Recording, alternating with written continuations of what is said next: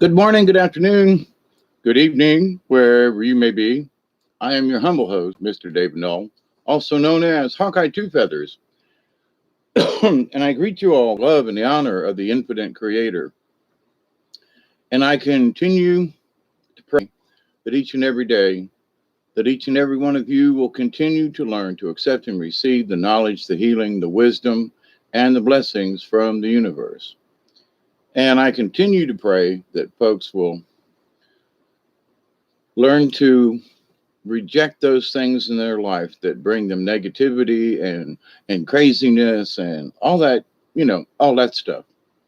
So on this is it Saturday night or Sunday morning?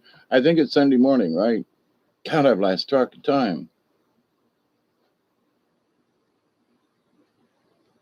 Oh, it's Sunday. That's right. Golly, I seem to have lost a day again. All right.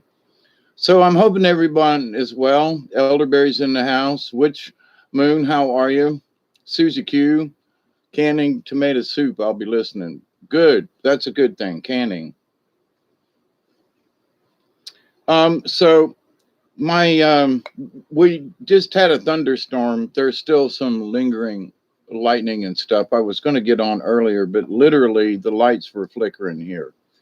And I talked to Barry earlier, and I was like, I'm going to do this. Going to do a video. I think, hey Pearl. Um, And I think it's going to be riding the storm out, because there's thunderstorms in the area and there's other kind of storms. We have our whatever's going, the storms in our lives, or all that kind of stuff. Uh, Folks have asked me about certain things, cosmic energy and stuff, and so we yeah, it's Monday, all right, and I'm getting ready for a 20. So for those of you who wish to imbibe or can or want to or whatever, here's your opportunity. It's going to be, it's 20 after somewhere, everywhere, or some, you know what I mean. So, but anyway, I hope you had a good weekend. I wanted to get on earlier, but different, we literally had thunderstorms and the lights were flickering. Had to reboot the computer so, it would talk to the Wi-Fi thing and all that kind of stuff. So in in riding the storm out, and at times it got pretty nasty. I bet you we got a good inch, if not more than an inch and a half of rain in the last couple hours of the storm. So when a thunderstorm comes up, there ain't really nothing you can do. I mean, but sit down, ride it out. If you got an umbrella, get it out. Hey, David, how are you? Hope your coughing's better. So, but with all the things that go on in our lives, thunderstorms and other things, I mean, with Henri up there around New York plowing them folks with lots of rain. Um, I don't wish too much on anyone, you know what I mean? But there are those of us who we get 3 or 4 or 5 inches of rain, and people go, "Wow, there was 4 inches of rain in South Georgia." Okay, and locally we have local flash floods, that kind of thing. But they get 2 or 3 inches of rain up there in New York City, and them folks are like, "Oh my God, we've had more." I'm just saying, it's more common for us folks down here. But now for those folks who aren't used to that kind of thing, hey Chloe, how are you? It is, they got to write it out. Oh my God. And people will freak out if they've not experienced something, or they say, we got 2 inches of rain in an hour and a half. We got 2 inches of rain just this last hour and a half down here. So it's like, oh, we got this big thunderstorm. Okay. Us Southerners call them frog stranglers when it rains a lot, and real hard, and thunder and lightning. And it was a groovy show outside, with the internet and everything bouncing in and out and the lights flicker. And I wanted to come on during the storm, and show you some of the lightning and stuff, but then it wouldn't reboot and all that kind of stuff. So, but anyway, I was sitting here and the storm has just passed. All right. and I got booted up. And here's your 20 mark.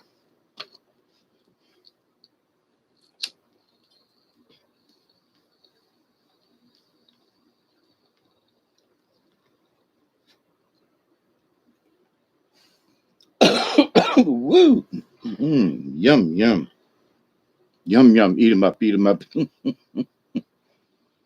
There's a Little Rascals um, episode, okay, way back when, right? And they had got the wild man from Borneo that was on a circus or something had come in, and the kids had got in, and I can't remember it, but anyway, he loved these little yum yum things, these treats. And so, about the only thing that, of course, he was a black man, and yes, he had a bone in his nose, but he was the wild man from Borneo. Okay, so, but in this Little Rascals thing, he chased him around the house, and it's what still to me one of the funniest. Yum yum, eat him up, eat him up, eat him up, yum yum, eat him up, and he would chase him around the house. It was hilarious, you know. People say, well, they pick on black. No, he he was the wild man of Borneo, but he was this black man, and it was the portrayal. Listen to the story. He was the wild man of Borneo. Okay, so that's why he's in a grass skirt. He's got, but the thing was, he wasn't trying to eat the kids or hurt them. They had these yum yums or whatever, these candies or something. It was the only thing that kept the wild man subdued. So, but anyway, I'm still laughing about how it chased him through the house and everything. And everything was like, yum, you'll meet him up, It to me, it's still hilarious. But anyway, one of those comic moments in history to me, is like that was a funny sketch. Um, but anyway, so I guess it's Happy Monday. Hey, Lady Court, how are you? Susie Q, Chloe, did I get everybody? 22 dead in Tennessee. Holy crap, 17 inches in 4 hours. Yeah, now that's an abnormal amount of rain. Yeah, I get that. We had a 9 inch or and an 11-inch rain one since I've lived down here. And the 9 inches of rain, it was unbelievable how much went underwater so quick. I mean, the water came right up to the bottom of the bridge down here. And so, yes, I do pray for them folks. And I got friends of mine who live in the mountains. I got relatives who live up there. I'm not quite sure where this has happened. Uh,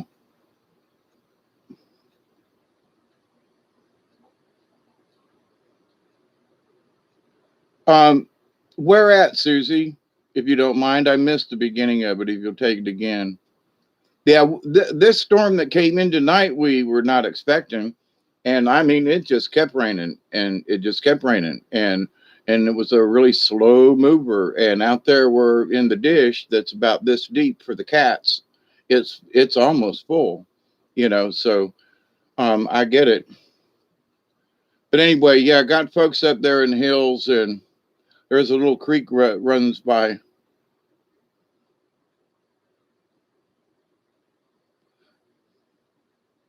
But anyway, so, I don't want anything bad to happen to anyone, but it's just interesting that certain parts of the country experience some of these things more regular. And I was listening, uh, just browsing headlines, New York City, biggest rain, everybody freaking out. And I'm like, okay, not to say that it's not bad, but I mean, it's the everybody freaking out thing. Around here, people just don't freak out. Oh, Humphreys County. I do not know where that is.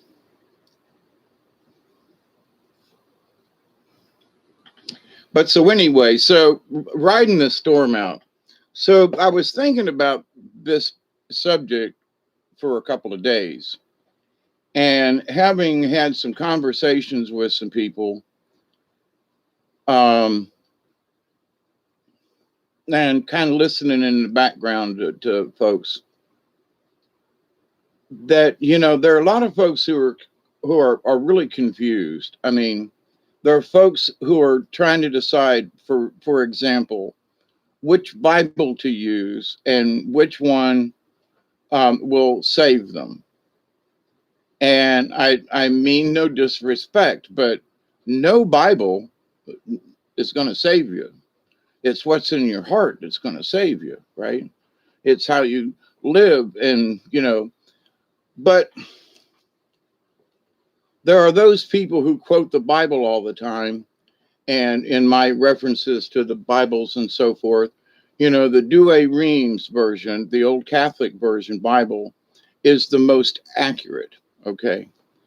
And the King James version was taken from the Douay Rheims version. And there are a lot of people who just swear by the King James version, and you got to say, well, wait a minute, he took it from someplace. It wasn't his word, but he changed a bunch of words because it was his version. And that's what people don't understand. So my point about the Bible is, and for those who read it and study it, go back to the elder texts if you're going to read it and talk about it and that kind of thing. So you get the original. You don't get what King James wrote or somebody else wrote. If you want to study it and read it for your own benefit, then get the older versions. Okay.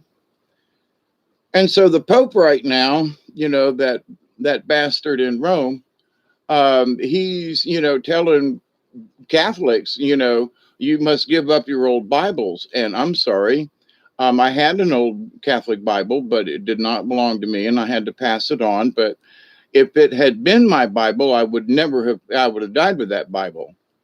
And I've got several old Bibles around here, but most of them are King James versions.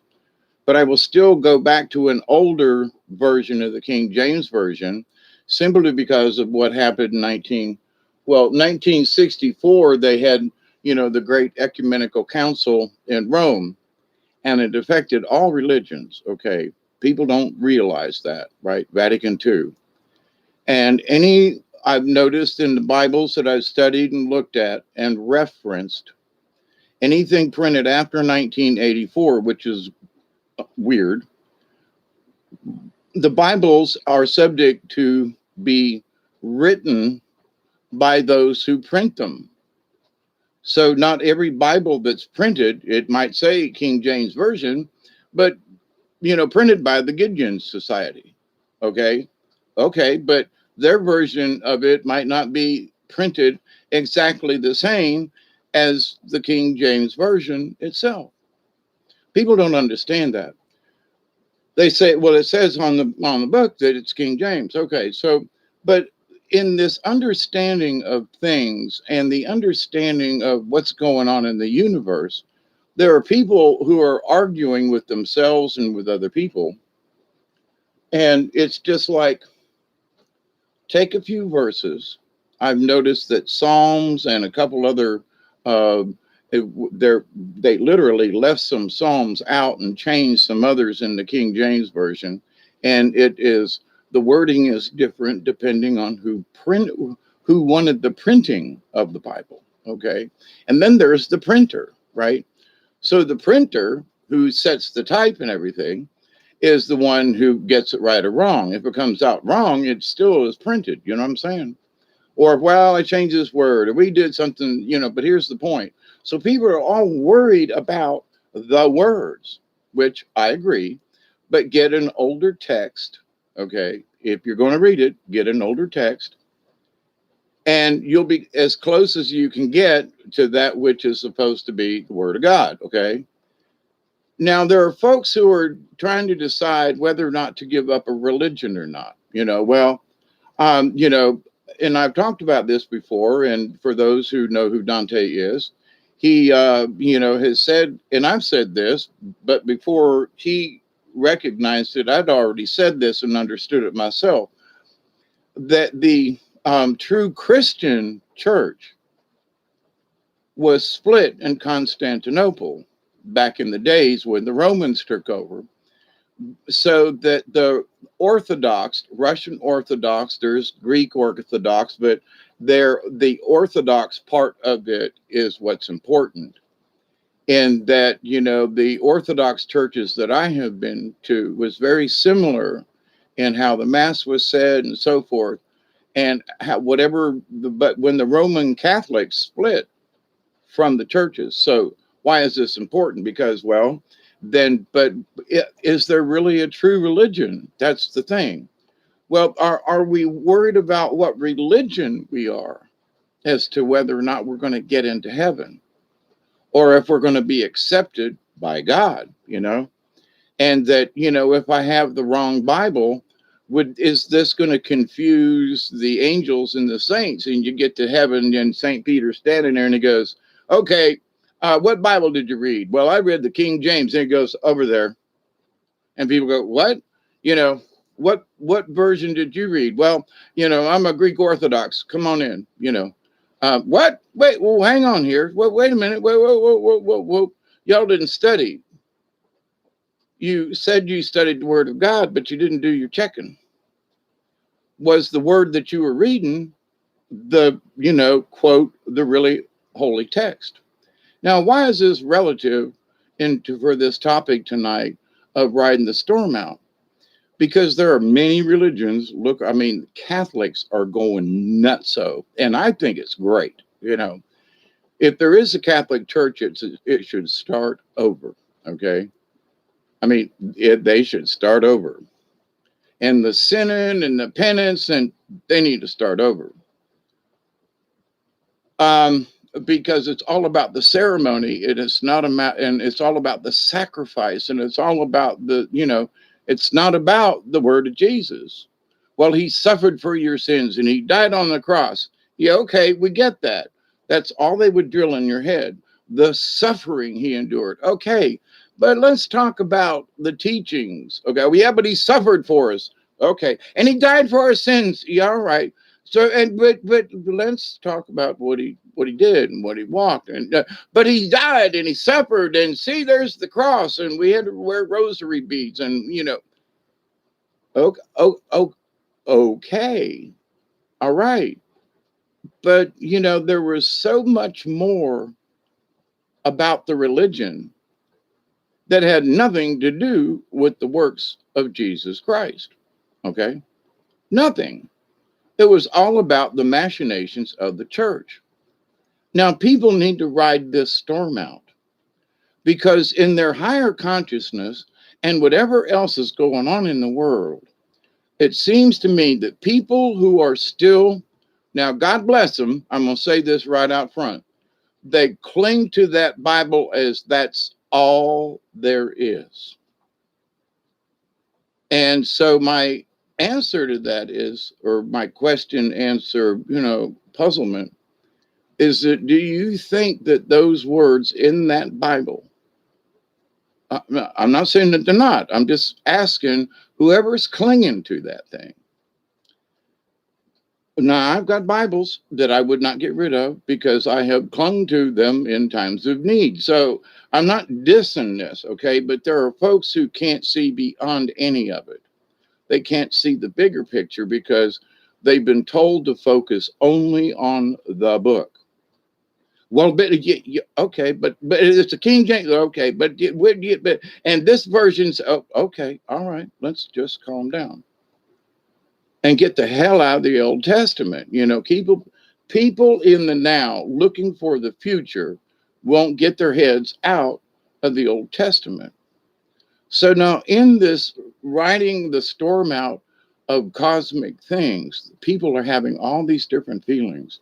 And for those folks who feel that they must have a religion in order for them to qualify to get to the next level, you see, they have to ride this storm out because they've got to figure it out for themselves. Well, which Bible do I use? Does it really matter in that unless you're trying to quote it all the time? Now, if you're just reading it for a little bit of, comfort or something like that, and you're looking for passages, all right. But now if you're trying to use these word for word for word for word and this, and all these pastors, oh my God, will the Armageddon ever quit? Now, I do agree that we're in end times. And what I mean by that, it's the end of some old crap. People are seeing it. The veil's been lifted. A lot of stuff going on. the prophecies of the Catholic Church. I don't, not Nostradamus, the Catholic Church prophecies have brought us to this point, and we're there, which is part of, I believe, the biblical prophecy, the end of times. So, but here's the thing. Can any of us stop it? No, we can't. But we can change how we are affected by their craziness. So, folks who are having all these cosmic energies, I mean, a thunderstorm with all the lightning and the thunder and everything, there's a lot of energy in a storm. Hey, Perry, how are you? But this idea, though, that the religion itself is going to save them, that's my point. You're going to save yourself by what you learn, by what walk and talk and who you become and who you are. So, but this idea that St. Peter is going to be standing at them pearly gates, like I've said before, I don't want to live in a gated community in heaven, I've been around gated communities and they're very restrictive, and I don't want to sit on a cloud and play the harp all the time. No, I'm an adventurous cuss, and I want to go out I want to go back to the universe and go exploring some more, I want to go see what else is out there. I don't want to get trapped. I've already been in prison, so been there, done that. So, but to get this idea of being selected into this elite club, okay? Now, I ain't saying that, I've seen some bad people die and who've done some horrific things.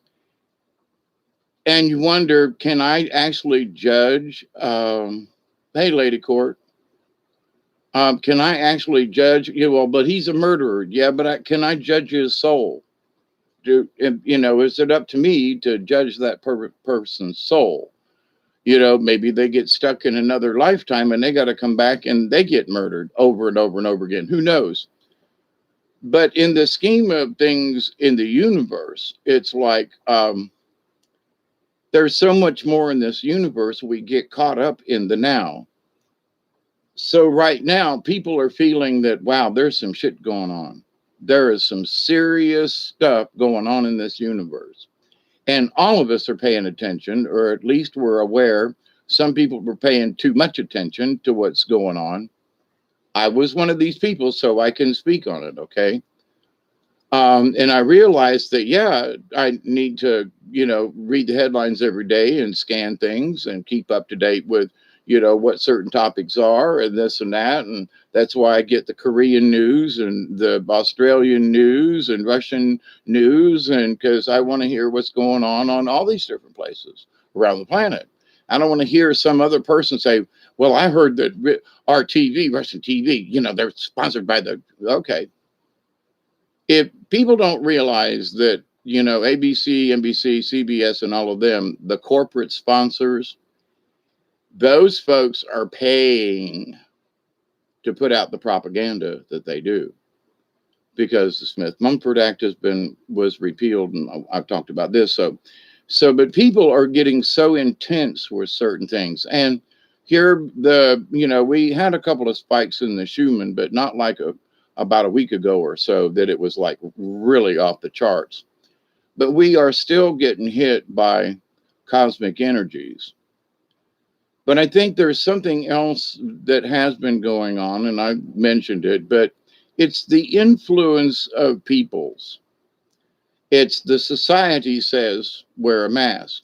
And in certain neighborhoods, nobody wore one. Tennessee areas up there, nobody put a mask on, just didn't see it being necessary. And very few people got sick, okay? And even fewer of them folks, got a vaccine. So this idea, though, that everybody acts the same, that we are all the same, and everybody in the world and every community and everything is the same way, but just different communities do react to certain things in different ways. I'm shocked to see how some of my southern neighbors have reacted to some of this stuff. And I just want to go, come on, dee.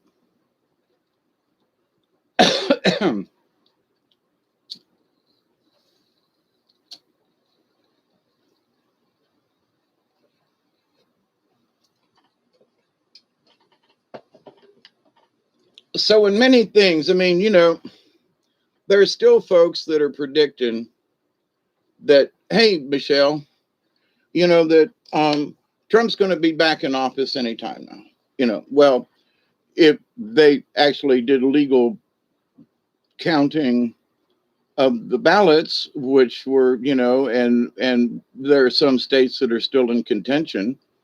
If they would have actually allowed that, like it should have been done. I mean, I live in the state of Georgia, and we were hogwashed here. That lets the truth come out, and if this guy that is in there now was not duly elected properly, then he should say adios, Bobo, and but this rhetoric, and somewhere back in February, I think I realized whatever's going on is going on. And this is one of those storms that we're just going to have to ride it out. You know, I very rarely talk about the politics of certain things anymore, whereas it was because everybody was talking about it back then. And I realized I was like, it's not even worthy of repeating some of this stuff. And some of the things that ET said was going to happen by now, and med beds and all this stuff, and none of it's happened. None of it has transpired. Should I believe these folks? I believe what I can see, smell, touch, feel, that kind of thing here. And even sometimes the auditory noises are weird, and the sounds that come in and the things that we hear. But anyway, but to the point though, these are all little storms, okay? They're all little um, vortices of energy, okay? Little spinning little thingies of energy. So there's this energy about, I'll just say about the mask, okay? So everything that gets talked about that and this, there is a vortices of energy that swirls around that conversation anywhere in the world. It becomes a part of this tornadic activity in the psyche and the fourth dimension, whatever you want, however you want to look at it, okay? But it gets caught up in it, okay? And our energy adds to it, which keeps it spinning, you see. Hey, Johan, how are you? And blessings to everybody this, late night. It's actually, for me, it's late night Sunday, but it's actually Monday. So, but anyway, here, Eastern Daylight Time. But here's the thing, though. All of these things create these little energy storms, okay? So if you focus on one storm, your hair might get caught up in the tornadic activity. You get too close to the storm, if you will. So one of the things that we need to do is we need to just keep an eye on it. But, if the wind picks up, now, unlike me, who's going to go over the hill to see if the tornado's coming or not, I should be the one that's in the ditch. Of course, I got a ditch at the top of the hill. So if I go looking for the tornado, I can jump in the ditch. But anyway, um, and I speak about the tornadoes because my neighbor's house his barn has been demolished twice in the 35 years that I've lived here. And my house, there are trees and things and woods that have gotten tore up. But, I'm very lucky after all these years. I just, I get limbs out of the trees and a few things here and there. So I've been very lucky. But our neighbor's barn's gotten hit twice by the tornado in the same spot, and they built it back up again. So, but anyway. But this idea, though, that if it comes, what are you going to do? Well, if you can see it coming and you can go for the ditch or at least drop flat on the ground or something, and not be a target for something flying through the air, not necessarily being picked up, but some flying debris. So the best thing you can do is to put your hands over your head, cover your eyes, kind of thing, and ride the storm out. So with all these different energies out there, and some of these energies are being peddled. I think sometimes they're, like I love watching old cartoons, right? So I'm watching Darkwing Duck and some of these others, right? And it's like a duck sitting on a bicycle pedaling, one of these Gizmo Duck has got, right? And an egg beater for a helicopter kind of thing. So, but anyway, so the idea though that we get caught, we for how whatever reason we allow ourselves to be get caught up in these storms. Now, some of them we literally have all we can do is just duck and cover. And thunderstorm tonight, I looked at it, it was like, yeah, okay. But when it got over us and just kind of sat here for a couple hours and the lights flickered and everything rebooted, it's okay. Nothing was harmed or anything as far as I know, at least not here. Cats were still running around. Me and Duggar went out before I started this video. But in that, though, none of us knew that nobody said there was going to be thunderstorms like that in the area. But one comes up, what do? You hunker down. I covered this table because when it rains real hard, it'll leak my ceiling, my roof leaks up there, and sometimes it'll come down here on this table. So, but anyway, but this idea though that what can we do with the storms of the news cycle? So, pick one. Okay, they're going to make us do it. Okay, they're going to make kids do it. Okay, so, but all of these are storms. And it's almost like, you got one of those handheld egg beaters, and as you're turning it like this, it's stirring stuff up. And the more people who come around and watch, oh, what are you doing? Here, let me try that. They want to get in there and beat this stuff up too. So what is their best solution for some of this? Well, it's to pay attention to where the damn storm is, But at the same time, sometimes there's nothing we can do but find a safe place or the safest place, depending on how quick you get caught off guard, and ride the storm out. And it's the best that you can do. And sometimes it's a financial thing. Sometimes there's been like, well, I owe these people money and I can't pay them and they're going to do this and blah, blah, blah, blah, blah. And you reach out to people and you do the best you can. And you pray that, hopefully you don't get yourself in that situation again. But somehow you've made it through it because you're still here. So for every storm that's been on our lives, like missing a light payment or something, I mean, guys knocking on your door going, we're here to shut your power off. What? But I paid. Oh, crap. No, I didn't. So, but this idea, though, that it's less frequent than it used to be, but to the point, though, Martha, did you pay the bill? No. Did you, Jim? No. Oh, holy crap, and they come home and the lights are off. That's happened to me years ago here at the house. And I was like, what? It had to spend the night because it was 5:30, 6 o'clock. They didn't have now if your lights get turned off and you get home and you work late, you can call them up and go, hey, I got a check. Come turn my lights on if I got a check here. So, but they will charge you for the reconnect fee, by God. But that's all right. It's okay. But we learn, through whatever it is, that sometimes it gets really stormy. Sometimes we have to not do something or not buy something or not pay something, or that's a storm. That's a monetary storm. But all of these things affect our psyche. All of these things affect our thinking.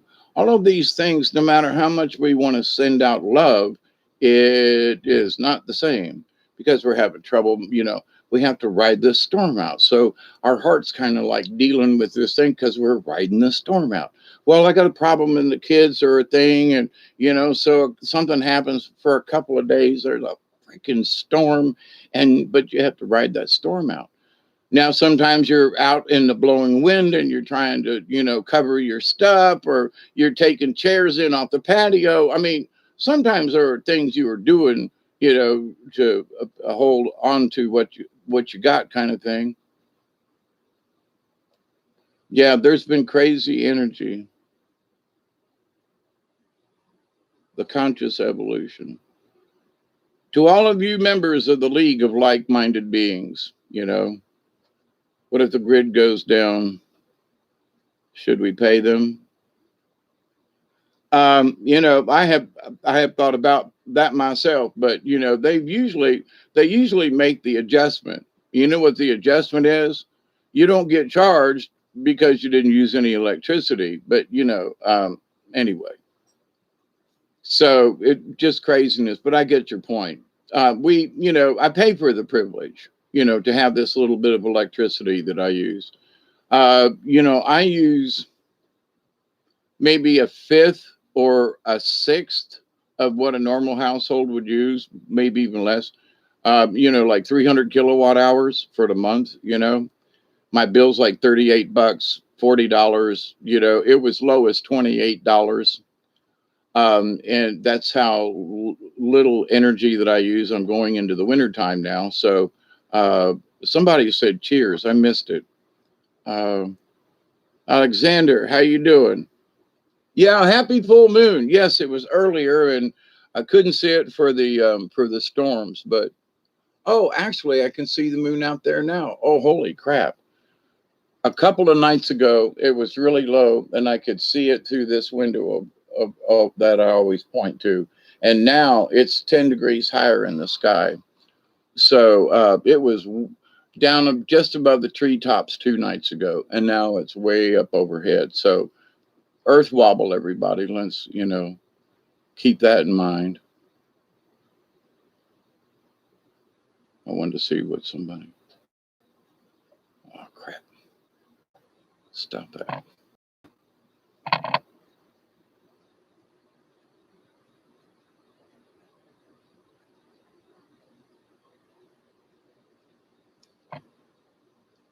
Sorry, I tried to do something and I wanted to look at the comments, and this computer's going crazy. It says I'm still on the air. Okay. But anyway, what the hell was that?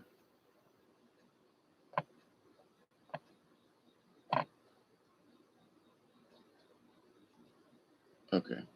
So, but anyway, what should really be important to us is not what religion is the best, the time for salvation. Whoever it is that comes riding in uh, on the cloud, as it were, um, whoever's going to come in riding on the cloud, it's what's in your heart's going to matter. Not are you a Catholic? Or is the first question that's going to come out of their mouth, or is are you a Christian? Are you Catholic? Catholics believe that if they do all these things, that they don't have to worry about nothing. Actually, that their sins are paid for, and they got a straight boat, to heaven. And I never agreed with that. I always thought that was BS. Um, I can't get this thing to stop doing what it's doing.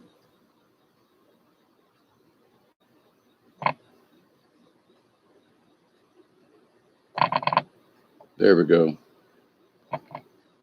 Whatever I did covered up my I can't see the chat. Oh well. All right. That attempt failed. Let me go back to.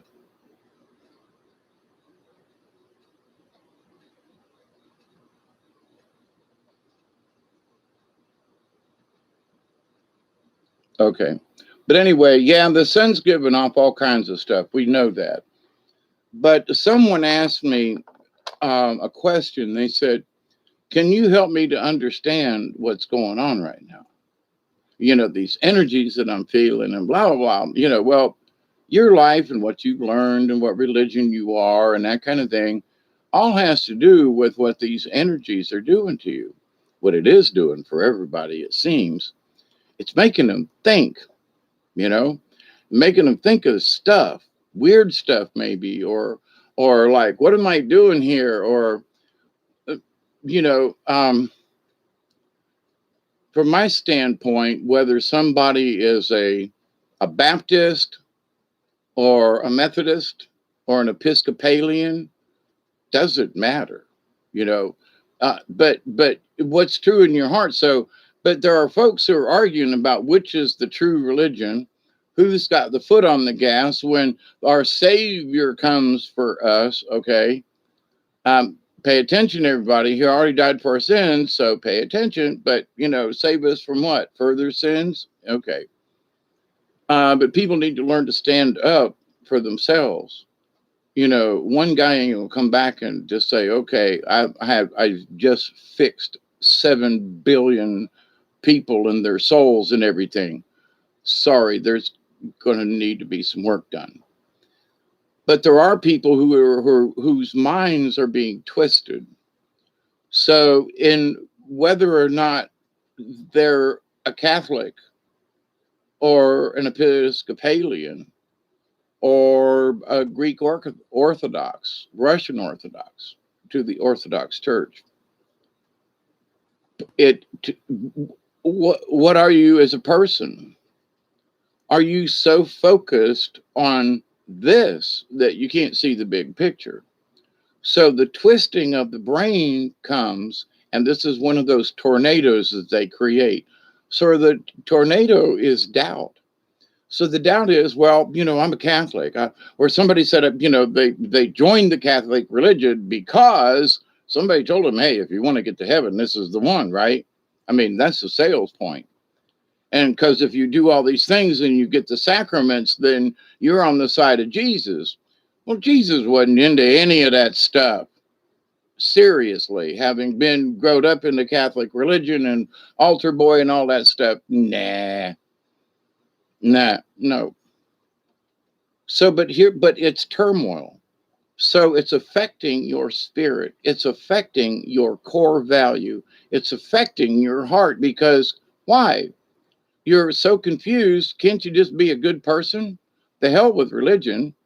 I mean it, to hell with them, right? Just literally, some of these religions are based on some hellion things, Some of the things, burning people at the stake that the Catholic Church did.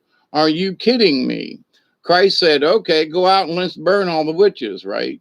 Christ said, let me go out. No, he went out and he got rid of the demons and he, walked with the lepers to heal them. So this murdering these of things in the name of Christ is bullshit, right? We have to look at this, and the Catholics were the worst. And so, I mean, the Crusades and the horrendous things that quote the Crusaders. Not all the Crusaders were, the Knights Templar. And there's things in the house tonight. But so anyway, so people are so worried in this day and age about which religion. Well, I joined the Catholic religion. Why?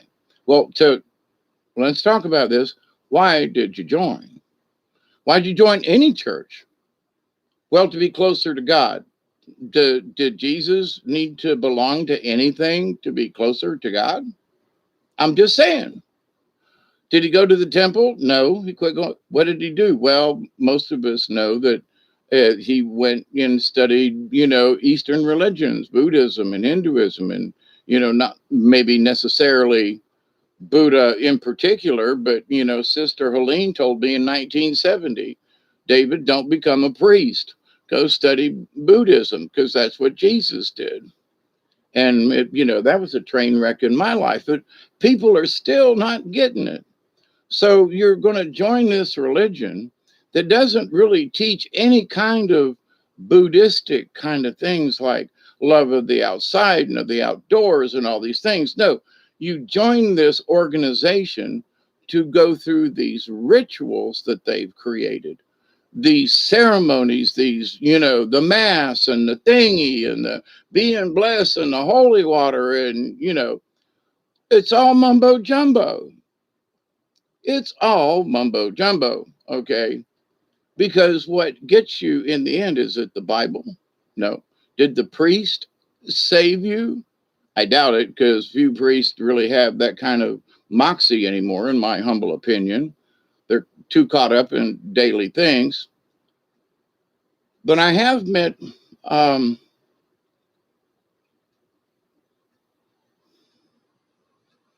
met, I want to use the word shaman, but it gets so bastardized. And I have met monks and people that just, that were very spiritual and could heal people with their words and knew certain things. And they were healers in that right, as not just in, the spiritual healing was to be able to sit down and talk with someone and allow the person to speak to them and get something off their chest.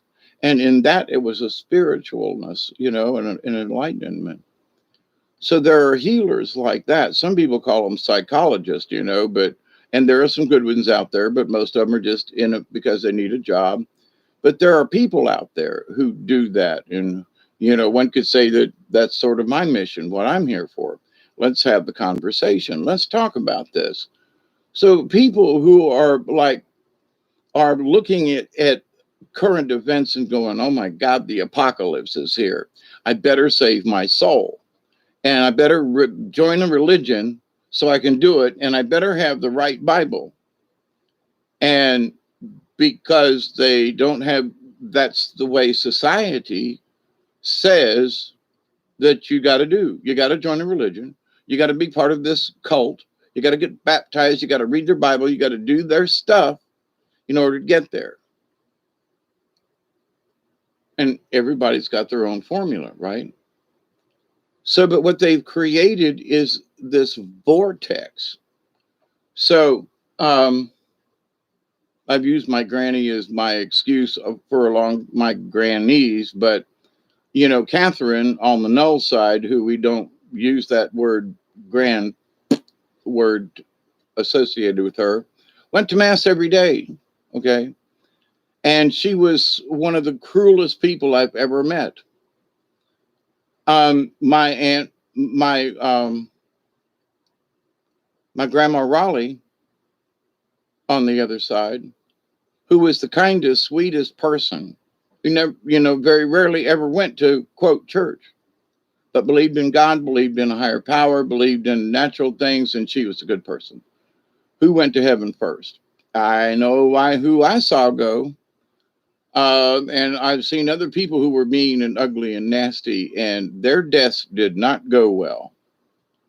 So here I saw Mary, with no religion to speak of, pass with a glow days before she actually passed away. But I've sat with her, and I've talked about this before, but this is my proof, you see, as well as my own. But this was proof a long time back when she passed away that here you go. And well, what do you mean? Well, here you go. Yes, but what does that mean? Here you go. It means that the religious folks, both of them Catholic, by the way, suffered a lot. But they went to church. They followed they had, where Mary never went to church, which she was always outside and talking to the kids and all, glowed, literally glowed 2 or 3 days. I was there on Sunday and she passed on Wednesday. Okay, so a couple of days. But and her conversations and how light her heart was. And so, but this idea though, that religion didn't save anybody, in my humble opinion. You know what I mean? Words of God and comfort from the Bible. No, she didn't really want any of that. She just wanted someone to sit with her towards the end that understood, And if it was words of comfort from the Bible, okay, but that really wasn't what she really needed or wanted. I know because I sat with her, that Saturday and Sunday before I had to come back up here before she passed.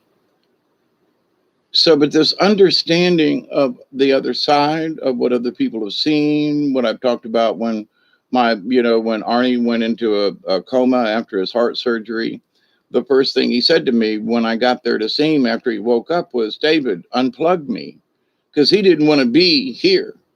Whatever it is on the other side, he wanted to go back.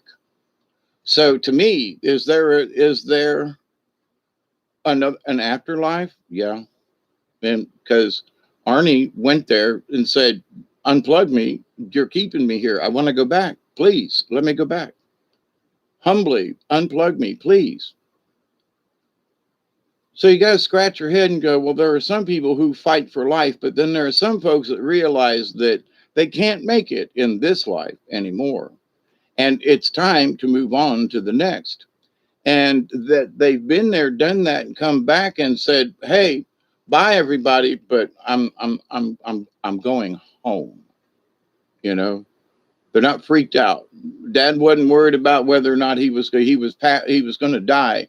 He wanted to be unplugged so he could pass. Okay, he knew what was coming, and he came back to say goodbye. And 3 days later, he was in a coma again. So, but to the point though, having had these living tornadoes, these storms that you have to ride through. Somebody's passing, somebody's sick with cancer, whatever the incident is, you help the best you can.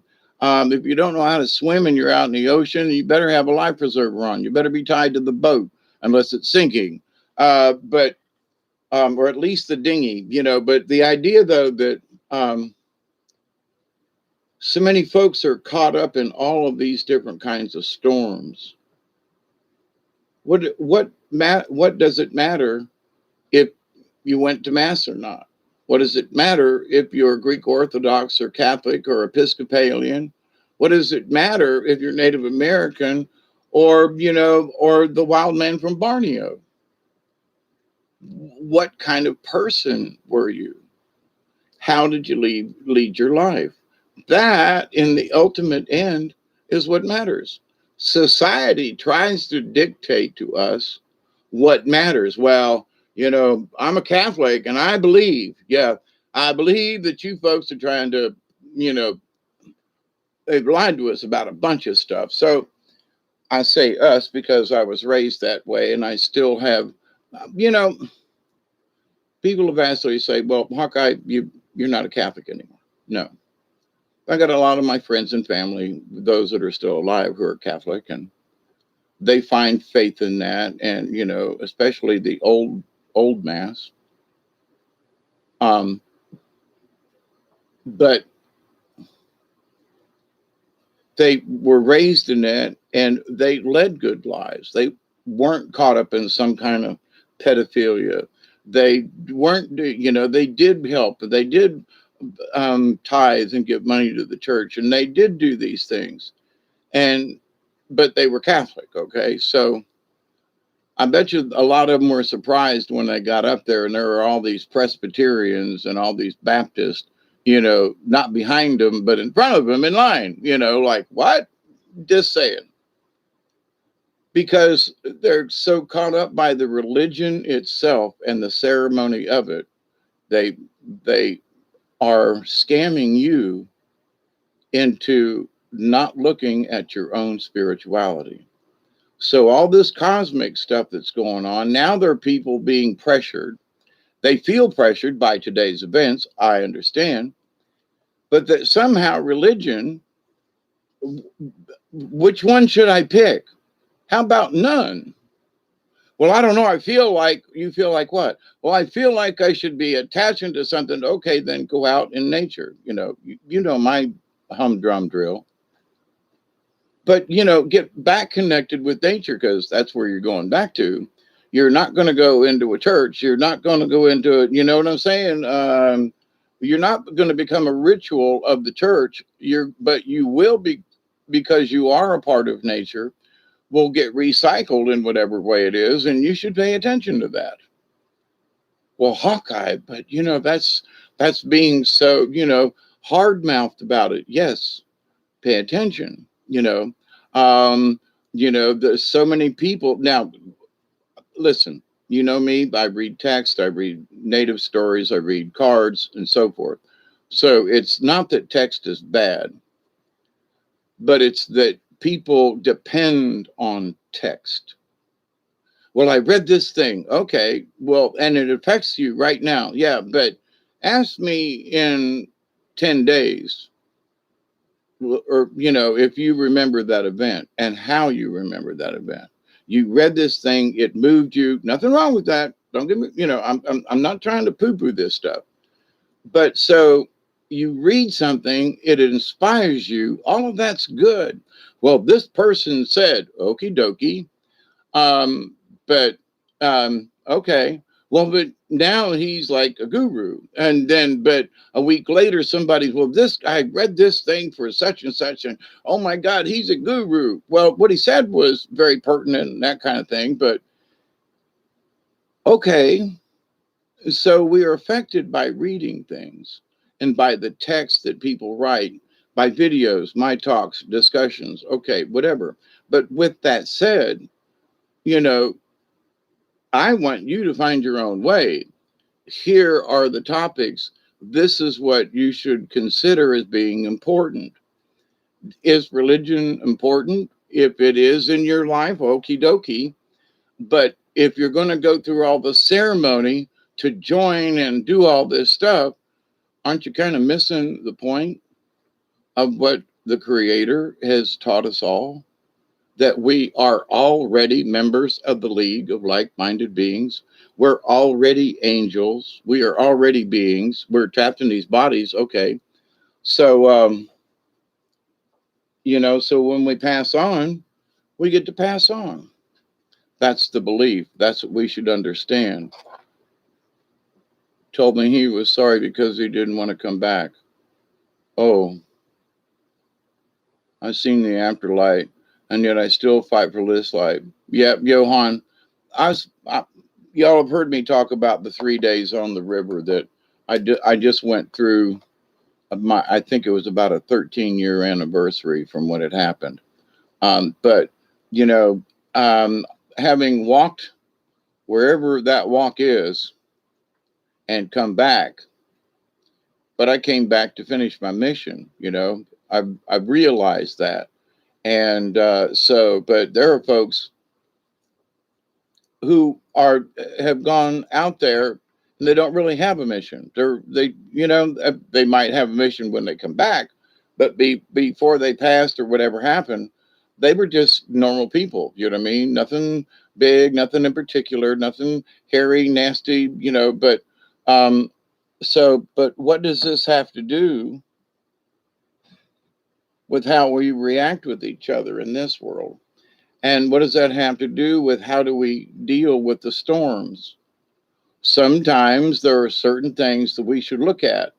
And there are some folks that I have heard recently that they just seem hell bent to join a church, that they've got to join a church. They've got to send money to a pastor. They've got to put some kind of, initiation fee down or something, but they don't trust Mother Nature. They don't trust themselves. And in a lot of ways, I find that, kind of frustrating in that they're good people and they're already leading good lives. Why do they feel that they have to join a church before Armageddon comes? Why do they feel like, oh my God, I need to belong to a bunch of other people? And, when, I know y'all are my friends and neighbors, and we belong to the League of Like Minded Beings. Hey, Witch Moon, I love y'all bunches. Y'all are my family. You guys too. I really wasn't going to get on tonight because of the storm and everything, but I've been reminded too that there are those of you out there that I just need to get on and let's just have a chat, just so y'all can chat. Lady Court says I've been on the church journey, big waste of time and disappointment. Yeah, you have to do everything they tell you. It keeps some on a decent path. So there are some folks. I mean, I've got folks who have had a strong Native American kind of influence, okay? But at the same time, they won't trust their own instinct. Instead, they had to find a church to belong to. Now, in that, let's consider that churches are like tribes. Okay, so back in the day, you lived within a tribe or a tribal area, tribal council, tribal something. And so with that, there were birthdays, there were powwows, there were drums, there were get-togethers. And so in that, you got to connect with all the people within your tribe. And in a lot of ways, it became that community which some people go to church for. One of my brothers said that before. He goes, I go because of the community. And he goes, and the sermons and the singing, but I go because of the community. I just like being around these other folks. There's nothing wrong with that, okay? But there are folks who feel that they've got to have the right religion because of all the turmoil and because of all the things. And I have to scratch my head and go, I'm still praying for these folks because at least they feel the need to find something, because what does joining a religion have to do with riding the storm out?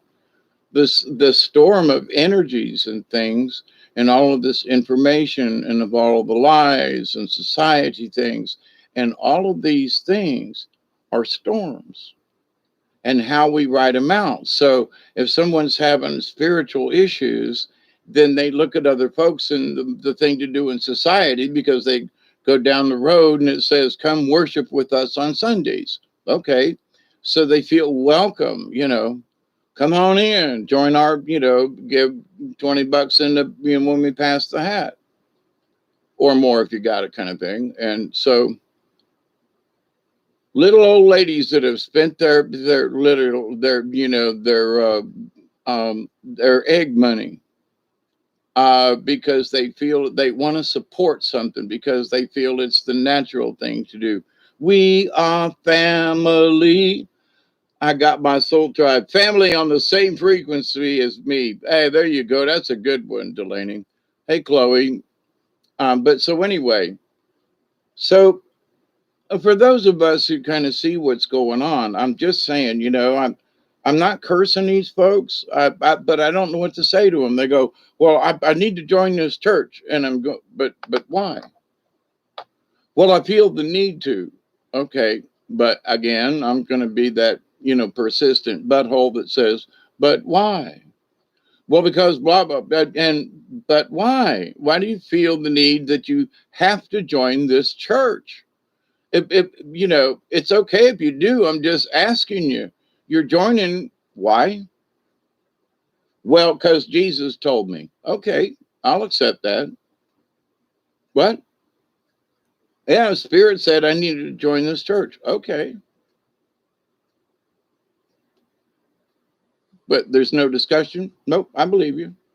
Well, I felt that, because Mother Mary's come to me several times and kind of pointed me in certain directions, right? Oh, it's 121. We missed the 20 mark. I knew it was coming up. So, smoke if you got them. I'm still loaded up from last time. But anyway, I just wanted to get on here and have a little chat with y'all.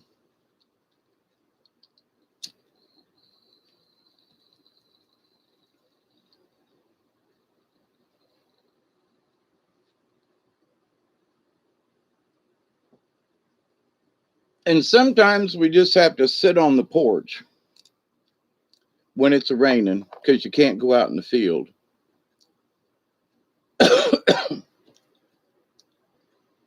And it's a rainy night in Georgia. A rainy night in Georgia. It is raining all over the world. Anyway, that's one, right? But just got back from Illinois. Locked the front door. Oh boy. Got to sit down and take a rest on the porch. Imagination sits in. Pretty soon I'm singing. Do, do, do, looking out my back door. So, sometimes we just have to lock the front door. And it, in a way, if I were to pull a card and, it was bare, it would be to hibernate, but not to hide, but just hunker down and the storm's going on. Okay, lights went on. Okay, So light a candle, get a book. Yeah, but how am I going to entertain? But I was watching a movie. That's when the lights flickered on me. And I thought, well, crap, I was right in the middle of who cares, right? And it took 15 or 20 minutes for stuff to boot up. And it was like, I realized that it was like, man, this storm, it really pissed me off and it interrupted me. And I was like, oh, come on. You can't take a 10-minute break for things to reboot. I was like, because the brain is like, well, I was right. You can pick it back up. It's okay. It's not the end of the world. The lights just flickered. Everything had to reboot. It's okay. That's me tonight, right? It only took about 30 seconds for all these thoughts to like occur, right? But it was interesting. Part of my first reaction or impulse or whatever was to be pissed off, you see. I'm pissed off because the lights flickered. Well, you knew the storm was coming. Yeah. You could have just turned the lights off and lit a candle and read anyway, or did something else, So blame it on the storm. So, but when it happens, the only thing you can do is light a candle, sit down with a good book, and reflect on things. So, riding the storm out sometimes ain't such a bad deal, you know. Now there are floods and snowstorms and people freezing to death. I ain't talking about that kind of. I'm talking about a good old thunderstorm like we had, and best thing you could do is just sit tight. That's all. Just let it's going over and just sit tight. So in everything that we do, and even that we don't do, people say, "Well, I'm just not going to get involved." Because of their non-involvement, they're involved because they've chosen sides. And they go, yeah, but I'm not involved. Yes, you are. No, I'm not. Yeah, you are, because you just um, the videos on Facebook. Yeah, I had to look up "Riding the Storm Out" Aerosmith, and had to listen to it before I started the video. By the way, just have to tell you about that. But having been here an hour and hanging out with y'all, um, so all I can say for folks, we're going, as I've been saying for several years now, there's a lot of cosmic energy out there, and it messes with each one of us differently. Because no two of us are exactly alike. Even twins are slightly off. So but this idea that we are all alike and that we're all going to react to something the same way, or that, you know, it's like for some of these people who I thought who, in my humble opinion, were really on a good track to being, stable, just decent people, just keep up and, you know, kind of sort of on the red road, but not a religious journey, that all of a sudden just jumped off the highway and into the bushes because they had to find a religion. They could not stay on the red road. They had to go off somewhere and go find religion. Whatever the influence, though, it's like, so they're good people. And it's not that I'm like, well, okay, but for those kind of folks, I will continue to pray, and I will say, for those folks who would ask me, well, so which Bible should I choose as the true word of God? And I would say, none of them. What do you mean? Well, because he wasn't around when they wrote it. That's why. But no, Jesus wasn't there, okay, when they wrote it. So did they write down the exact word of God? The answer is no. They wrote what they could remember and what the story was about what he talked about. They didn't have little Palm Pilots and recorded all this stuff. So people, I'd say, look, it's a really good story. But, you're putting all of your faith in something that a bunch of guys wrote years after the incident. But it's the word of God. It's what he said. No, it's what they remember he said, or what they. So I mean, come on.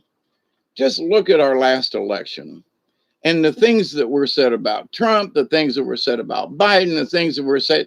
Now, when you actually did your own homework, is what the news that was printed actually say what you heard or interpreted? You know what I'm saying? The answer is no. But but the New York Post and the New York Times and them folks, in future years, people are going to look back on history and go, these people are the Bible of the things that transpired. And I can look at my own and go, that ain't what happened. No, that is not what happened. So people are so wrapped up in this but they have to go there. And I'm wondering, is it because society is scaring the crap out of them? Is the Armageddon thing and the end of the world and all this stuff, is it getting to them that they somehow? But now, like my brother, then he said, "Look, I go to church because I know these people. I work with some of them, and they're good people. And if, if I knew a bunch of folks like that, I would go to that church. Okay, so I'm not against it. Okay." Especially when a pastor can pick passages that are enlightening and heartwarming and lift people's spirits. I was asked years ago if I would become a pastor, and I was like, no, because I don't like the idea of churches so much. But this idea, though, that I'm not preaching, I'm just saying, look about you, look what you feel. So folks are looking towards religion as their savior right now. And they're looking for the right book and the right words as if they were magic, that if they have this book and the right one, that they're going to be saved from what? Armageddon? Well, if we die, regardless, I would prefer it not be real painful, or if it was painful, that it didn't last very long, you know what I mean? But to the point, it's like, I'm going to be dead. I'm going to be past. So it doesn't matter at all what's transpiring here after I'm gone, because I can't do a lick about it. You know what I mean? So so we need to do our best. If we need to stand up and fight for something, we should all stand up and fight for it. I'm all for it. But at the same time, there are folks that keep sticking their head up and then wondering why they're getting clobbered. And I go, are you not paying attention? You're obviously not, because you keep getting hit in the head. Well, I did this thing and I posted this video, and it's like it put me in. Yeah, but you knew when you posted it, you were probably gonna get put in, and you did it anyway, right? Well, yeah, okay, then shut up and quit complaining to me. You knew when you reposted a video or when you made comments or when you did a thing, and then they, timed you out or whatever. You knew. You knew. Come on, be honest. Well, I don't know. I didn't think they'd do it to me. But you thought it was possible. That's the whole point. So people are so gullible, but they're not being honest with themselves. Well, look how mean Facebook was to you. Well, what'd you do? Well, I posted this video and I just can't understand. I can. I wouldn't have posted it. I would have posted a link, but I wouldn't have posted a damn video. I mean, you got to use your brains. People ain't doing that, right? Because and I was one of these people, so I can speak to this on my own. I'm not battering or badgering somebody else's behavior, because I was like this. Look at my videos 7 years ago, or 5 years ago.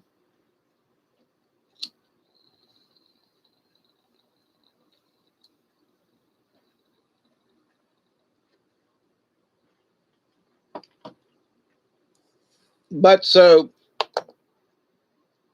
we need to be joyful at saying, well, that was a pretty heavy duty thunderstorm. Yeah, well, the lights didn't go all the way out.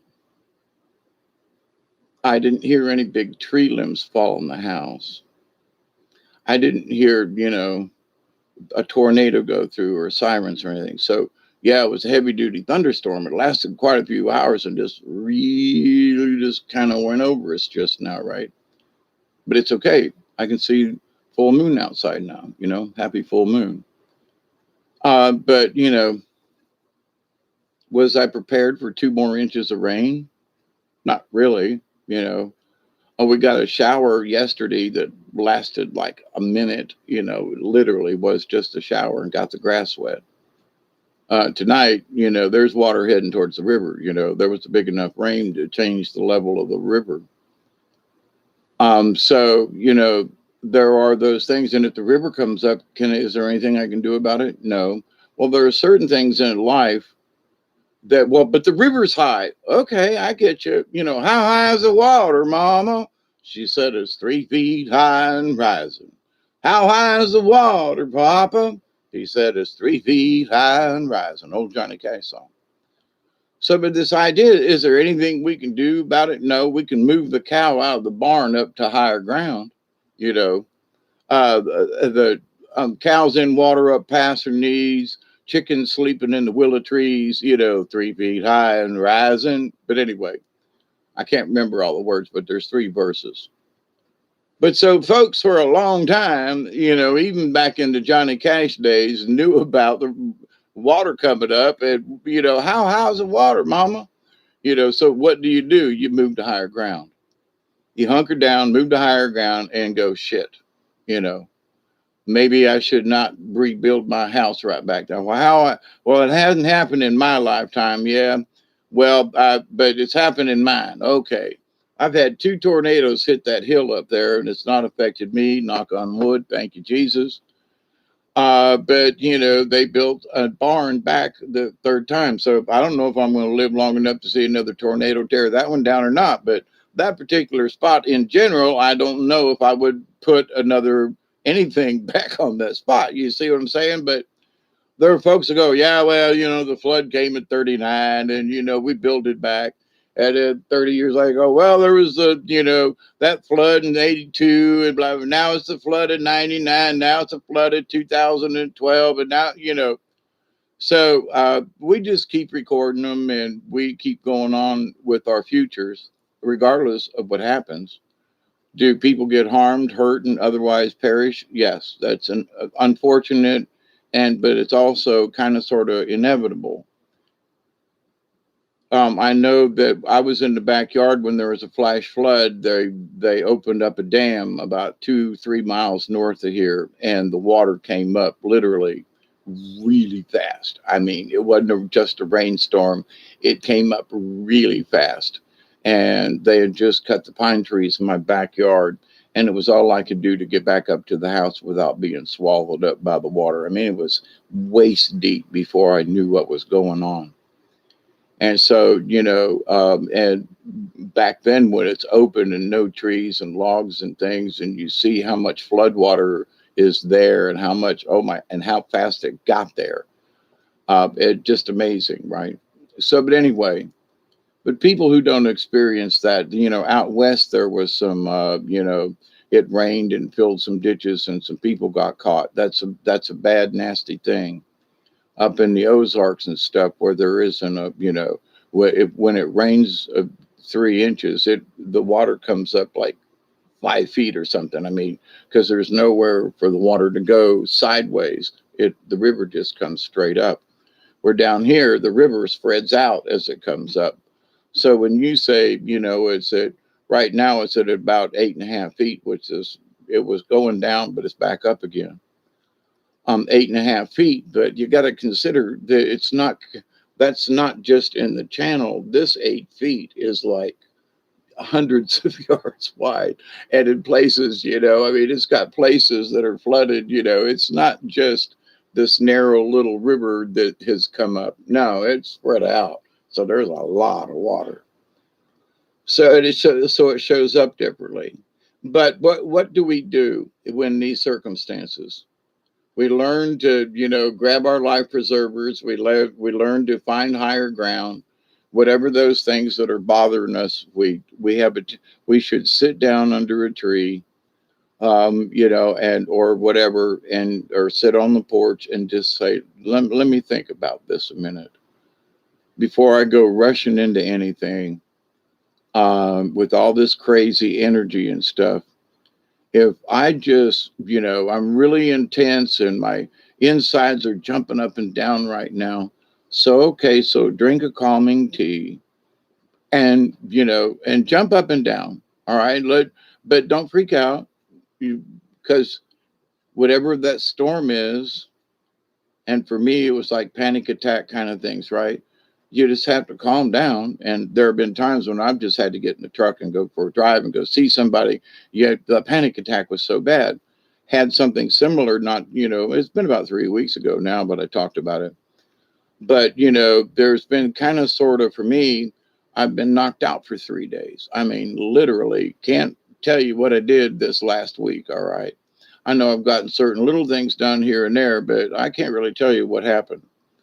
It's okay, but so today I've gotten some things done. I've got some things in the kitchen that cleaned out. I'm going through some things. I'm really making an effort, and it's showing. Garbage day is Tuesday, and my goal is to have at least half full. It's a pretty big size garbage can. So, but this idea though that do we give up? No. So for the last couple of days, I feel like I've just had to take a chill pill for whatever reason. And now that I'm up in the last couple of days, I'm throwing things away. I'm back on schedule, right? So whatever it is like I should I get all upset because I had a couple of bad days? The answer is no. Okay. So if you're tense and things, sometimes you just have to ride the storm out. So when my brain shuts off for whatever reason it does, getting upset and pissed off and all that doesn't do any good. I have to absolutely just write it out, right? Do the best I can and take the opportunities. And, I worried about, oh my God, I keep having these seizures, these things, these whatever. Yeah. Spent thousands and thousands and thousands of dollars on medicines and, head concussion. I've got a scar right here where, got hit in the head with a hammer. And, it still hurts right there, after 30 years. All the times I've had my neck operated on, so yeah, I got aches and pains and stuff. And so for whatever reason, though, to wake up on the other side of one of these events and get upset, which is naturally what somebody, well, I didn't feel good yesterday. I slept. I didn't get anything done. So they get all upset. Just, just drop it, just water under the bridge. It's already passed. Don't worry about it. Whatever it is, either can be fixed or could be whatever it is that went wrong. You can't fix it now, right? Now, if you created this situation, you know, you got really drunk and then you missed an appointment or something and you're all pissed off about it. Well, be pissed off not because you missed the appointment, be pissed because you lost control and you got drunk, So, but there are some times where we just need to just put our head down, get a book, light a candle, burn some incense, and just ride out the storm. It could be a big storm, it could be a little storm. Sometimes if you got bills to pay and this and that, but if you ain't gonna get paid till Friday and it's Tuesday, what good's it gonna do you to?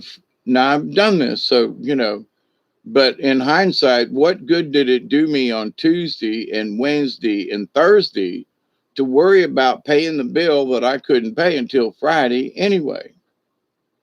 So that's a storm. So people say, well, I got these things to do. Well, yeah, but is anything coming up? You're going to get any money in the mail or, well, if they already know I'm going to pay on Friday, then why are you worrying about it? But you will. We do. All this is coming up and I'm going to, so we spend all this time and energy in something we know is going to happen. We know when we pay it, it's going to be like, whew, but we'll spend the next 3-4 days or sometimes 2 or 3 weeks, depending on, well, my check doesn't come in until the first of the month or, you know what I mean? So whatever it is. So we we create our own storms.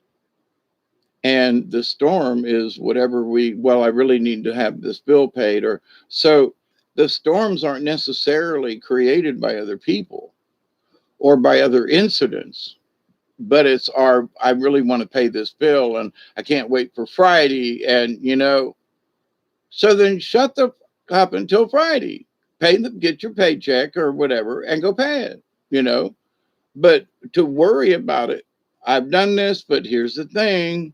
If you're doing this to yourself every time it happens, then you should reconsider, you know, Friday ain't here yet. There's no sense in being upset. Well, I got to pay this bill. They really want me to pay it. Blah, blah, blah, blah. Okay, you'll do it on Friday. So just let it slide. Just, you got, that's one of those, you just got, the storm is, you want this done. It needs to be done. It's an important bill, or, like I got to pay my taxes, my tag taxes, right?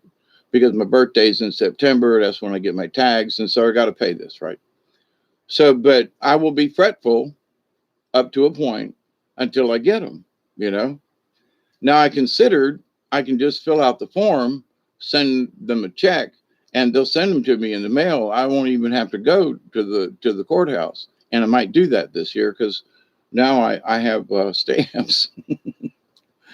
People don't sell stamps. The only place to get stamps is the damn post office around here anymore. But anyway, um, but to the point, to fret about whether or not, well, I don't have my tags yet. Yeah, but I got the money. Well, I don't have them paid for yet, and I don't have them on my car yet. Okay, so until you do, well, it's something you have to do, right? So the sooner I take care of it, well, then guess what? The sooner I can not have to worry about it, right? So when it came time for me to pay my insurance, I could pay it once a month, cost me a little bit, but I know I'm going to pay all of it for every 6 months. Okay.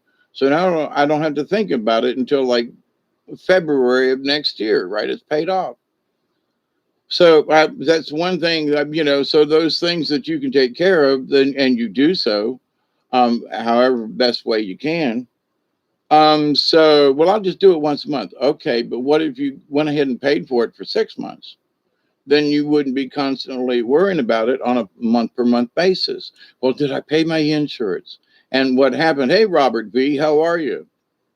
Been missing you, buddy. Was thinking the other day that, I miss hanging out with Robert and telling stories. But hope you're doing well and hope you're okay. I haven't been able, I feel ashamed in a way that I honestly wanted to be on there the other night, last night, and I missed the show.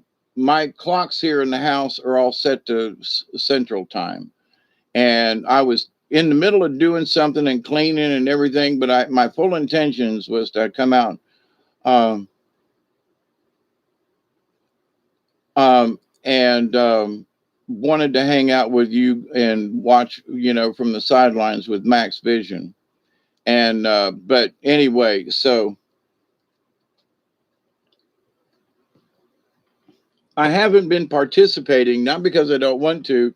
It's just crazy stuff's been happening on my end here, like being asleep for 3 days, and and forgetting or whatever. Or, but anyway, it is what it is. But I'm glad you're okay, Robert. And I still thank you for the soap that you sent and everything. So thank you. Um, but in this turmoil of stuff that we put ourselves through. So in this understanding of, to ride the storm out, it isn't just a thunderstorm. It isn't just a cosmic storm. It's the storms we create out of everyday things, everyday situations. We're worried about someone, so we send out stuff, but we continue to worry, and the worry builds. And you know what I mean? Okay, Robert, I'm ready. You let me know. You're going to be driving the bus, but absolutely, I'll get my book out and pick some stories out. Okay. But Tuesday, but I miss you, brother, and stay safe. Okay, just leaving it leave it at that. I love you, man. But honestly, I do. Um, and thank you for all that you do continuously, and the people who that you touch a lot of people's hearts too, Robert. So, and that's a good thing. And so, I know Brian's smiling down and going, hey, thumbs up and cheers to all of us down here. So, we need to keep up the good work. There you go. And thank you. And thanks to all of you. And I know sometimes, y'all come and hang out with me and my topics aren't like the greatest and it's not the greatest show, whatever. But, then I get these comments from some folks and I go, somebody really was listening. Somebody really did listen. There was something in my 5 hour show that hit them in whatever way. And I'm okay. So if in 5 hours yakking about different subjects and things helps one person, then that's the good thing. One person got something and it did something, and you know what I mean? So one person, wow. And the domino effect is that, so this one person sees something, they understand it better, it helps them in their life, and it's the butterfly effect, it's the domino effect. So then it fixed them, they're the first domino, and they can tell two people. And then those two people can tell two people each. And then, it goes from there. It's like cats having kittens. This spring I had two cats and now I have seven. It's like I went from two to seven, and there wasn't a whole lot of, well, I could have killed the kitties and or something like that, but and what am I going to do with all this gaggle of cats that run around, that hang around the back door all the time? And, I don't know. After these last 6 months of them being here, it's like, oh crap, they're part of the place now.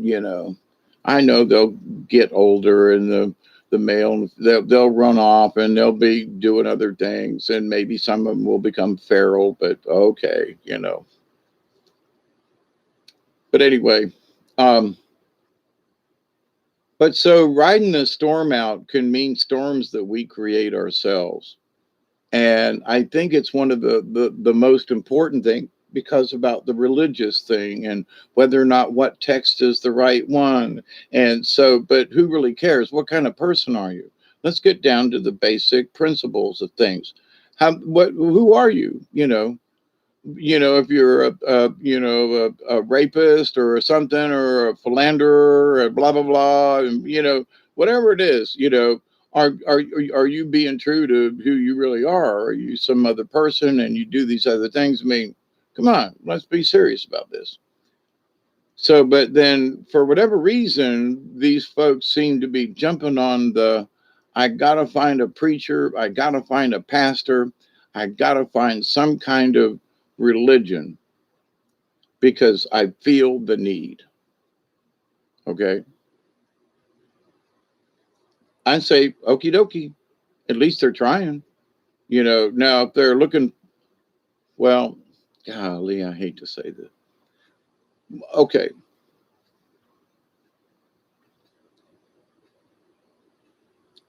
Some people are looking, well, wait, most people who are going to church are looking, quote, for salvation, right? To get into heaven, right?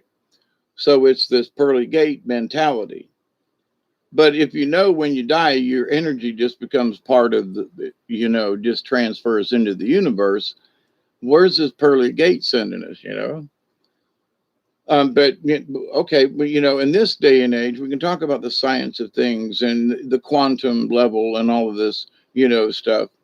And with science and things, and people kind of can say, well, there's some science in that. Okay, well, if you can see that there's some science in there, hey, Mary, um, the idea though that, hey, look, hang on here, it's going to be transferred, whether we belong to a religion or not. What you believe at the end, do you believe in the religion? Do you believe in the teachings of the religion, whether it's Muhammad or or the flying eagles, whatever? But who are you at the end of it?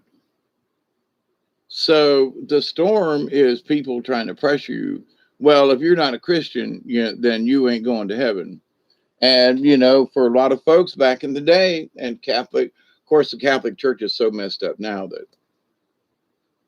that. But the idea of being a Catholic was that it was, it was the Jesus church. It's the Holy Roman Church, Catholic role, and it's the one true church, and it's the only church, and every church is derived from it, and that's a lie. Because the Holy Roman Empire took the church from the Byzantine Empire, Constantinople, which is still the original Russian Greek Orthodox, the Orthodox Church over there. And there are Orthodox churches in America, but back in the day, and up over in Tarpon Springs, they had a Greek Orthodox church. It looked very Catholic to me, but they were Orthodox, and sincere and good people and all that kind of stuff. So, but are you worried about which true, if you don't belong to the right club? So, which country club, does it matter if, or maybe you just go to that country club instead of joining it? You just pay greens fees. You're not a member, but you go there.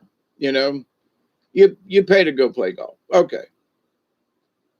So, but does that mean if you belong to the country club that you get special favors, that you're gonna get into heaven quicker than somebody who's got, a 7 iron like I used to have?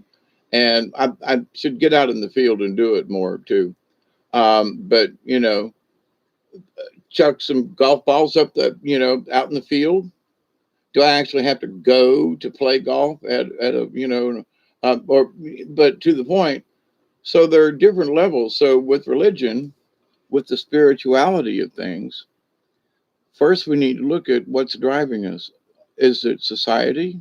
Are these things? Same thing with our monetary situations. All these commercials about get chime and do this, get paid 2 days early and all this kind of stuff.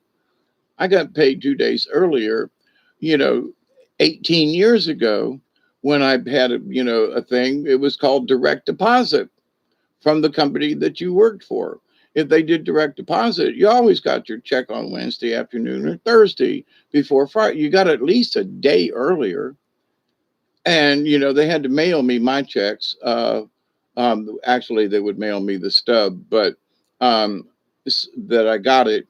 But to the point, though, so this idea that now this is somehow new because of Chime or some of these other things they're selling you, that this is like a new thing. No, this has been going on for 20 years. Okay. This is not something new, but okay, new flavor, new something. So, but whatever is turning people into these things or whatever to think about their money and all that, that's all they're thinking about is their money now, right? They want their teenagers to, have their little cards. So all they can do is thinking about their money and their financial future. They don't give a flip about none of the rest of your future. What about your health? What about your spiritualness? No, but here's a credit card for a 12-year-old. What? For us, our credit card was a piggy bank. I worked when I was 12 years old. I was mowing grass and stuff at 8, 9 years old, and making extra money for us to be able to run up to the store or something. If we ran up to the store for somebody, they'd give you go get a loaf of bread, which was like 25 cents back then. And you'd get a this and a this, and they'd give you $1. And it totaled to 87 cents. Okay. You got to keep the change. Well, that was a nickel and 2 pennies. Okay. That's a dime and 2 pennies. And you go, wow, do you know how much I can get for a dime? You could get a whole sack full of candy for 12 cents. You could get a drink and 4 pieces of candy.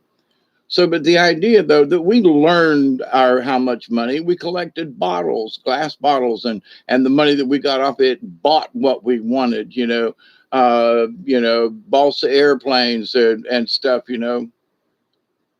kites, going swimming at the Springs pool. So we learned about money. We learned about these things. And if we didn't have any, then we sat down and put our heads together and figured out how we could make a few bucks.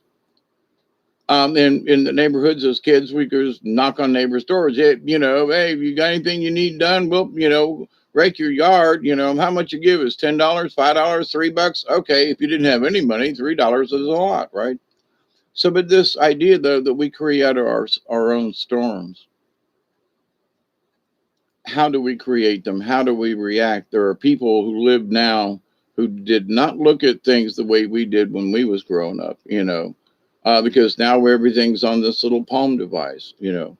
And so everything can get delivered to your door, and everything can do all these things, and then you just go, okay, well, why don't you do it for yourself? Well, why? I've got this device.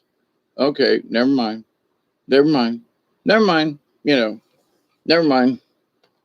So to me, I think that the zombie revolution has already occurred because people can't get their faces out of their devices.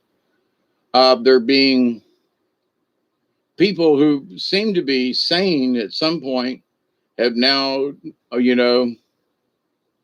for whatever the reason, but it's usually society and the news and influences, right, that change our minds about things.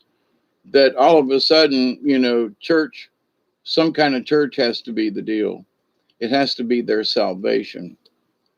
I continue to pray for those folks, for at least they're trying, but they're going to spend so much energy trying on something that, they may find was a false trail anyway.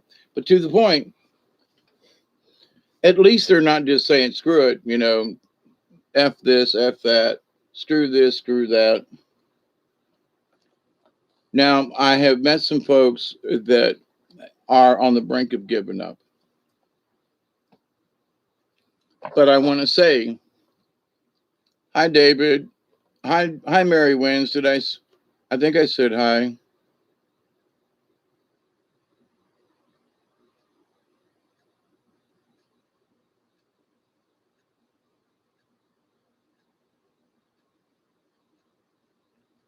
Spirituality over religion. I absolutely agree with you, Pearl.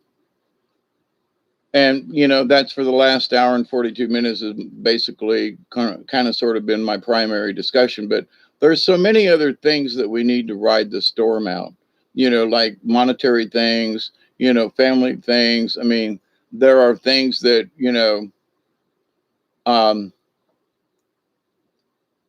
there's an old saying, I'm not quite sure if this is true, but time heals all wounds, and not necessarily, but if enough time goes by. But here's the thing, though. Um, Sometimes in this being quiet, sometimes to ride the storm out, hunker down.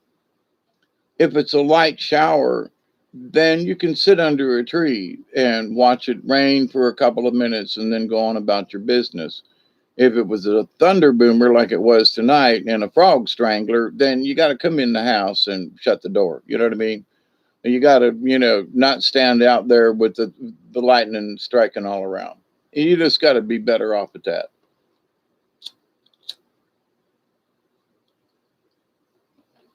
So one of the things that we learn in life, not only in spirituality, but in all of these things, is especially in certain financial things that we know we have a bill that's due, but we keep worrying about it.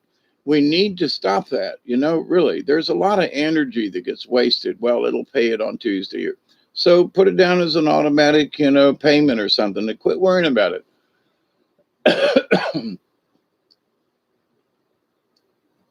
And it seems, I don't know if this is actually true or not, but by the commercials and everything, it seems like everybody's all got their face worried about their financials. But okay, if tragedy does befall you and your money is tied up in a credit card somewhere that there's not even a bank, it's electronic. So, not to scare folks, but I keep money here at the house in different denominations because I'm on Old Carney. And because of things like when the lights went out, a couple of years ago and Hurricane Michael came through, we could still buy things with cash, but all the electricity was out and no one could buy anything with their cards. So people were digging up old coins and bills and piggy banks and digging up money in the backyard, and because the cards didn't work. So everybody depends on them cards. And yes, I have this money, but no, you don't. But but I've got it. It's on this card. Yeah, it's on that card. But if for whatever the reason is, you can't use that card, or the people on the other end go, well, I'm sorry, we don't recognize you. Well, wait a minute, I got $1,000 in the bank. We have no record of your account, Mister No. What?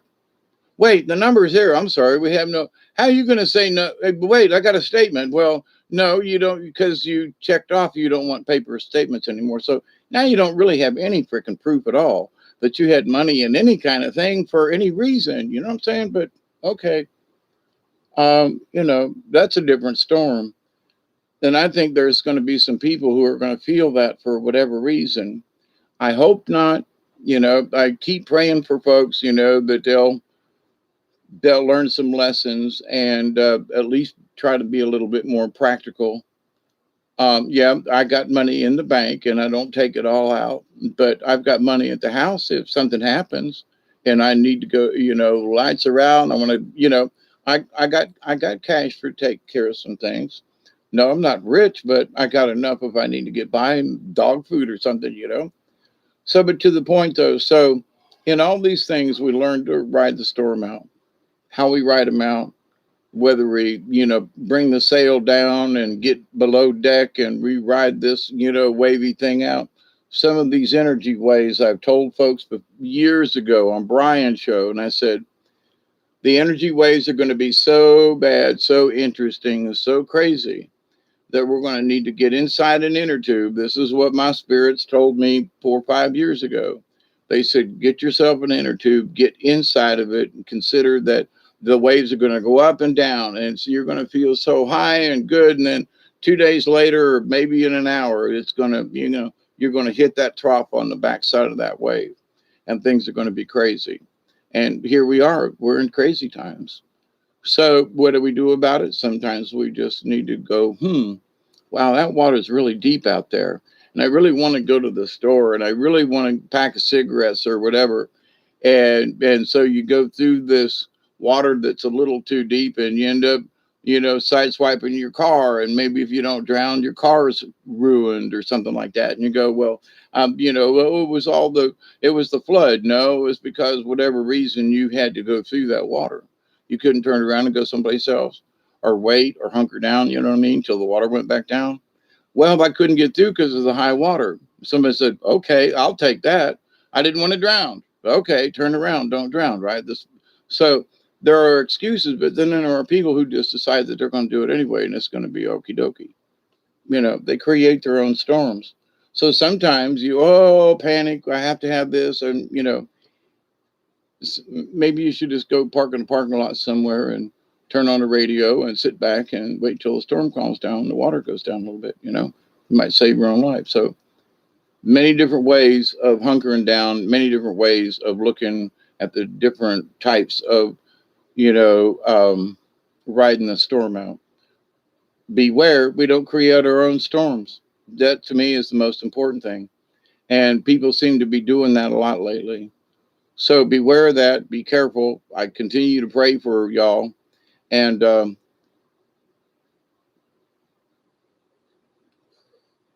I want to send out, love to all y'all out there for what you do. Keep up the good work. And if something's really bothering you, one of the key things that I've found over the years is to just ask yourself, why is this bothering you? Well, I really want to pay this bill. Yeah, but why are you worrying about it? Well, and that's just an excuse. Or maybe it's a person, maybe it's a something, or whatever it is. You ask yourself, why am I worried about this? Why am I getting upset? Why? Well, because, okay, explain it to yourself. And then if you do, you might be able to say, I think maybe this is one of those storms that I need to just ride out. And it might be just a rain shower, but you still stop under an awning or a tree or something and you let it pass. It doesn't have to be, a category 5 storm. It could be small storms. It could be itty bitty ones or temporary. But in all things, eventually time will fix, because storms don't last forever unless you make them yourself and you continue to stir them up. So, because death could be the end of your storm. Not that I'm trying to make, but there's an end to all things in some ways. But I'm speaking as far as, the storm that came over tonight. It sat here a lot longer than I thought it would, but it's passed. The moon's out. It's clear sky. It's much cooler outside, and we got 2 inches of rain to boot. So, water in the backyard. We still got water, which for this time of year in August is like, oh my God. In August, you should be able to walk the bottom of the river. You should be able to. I mean, this idea that the water's up at 9 feet in the river this time of year is very rare, very, very, very rare. And all my almost 40 years of living here, it's very, very, very rare. So, other times of year, water in the backyard, yeah, but in August during dog days, not so much.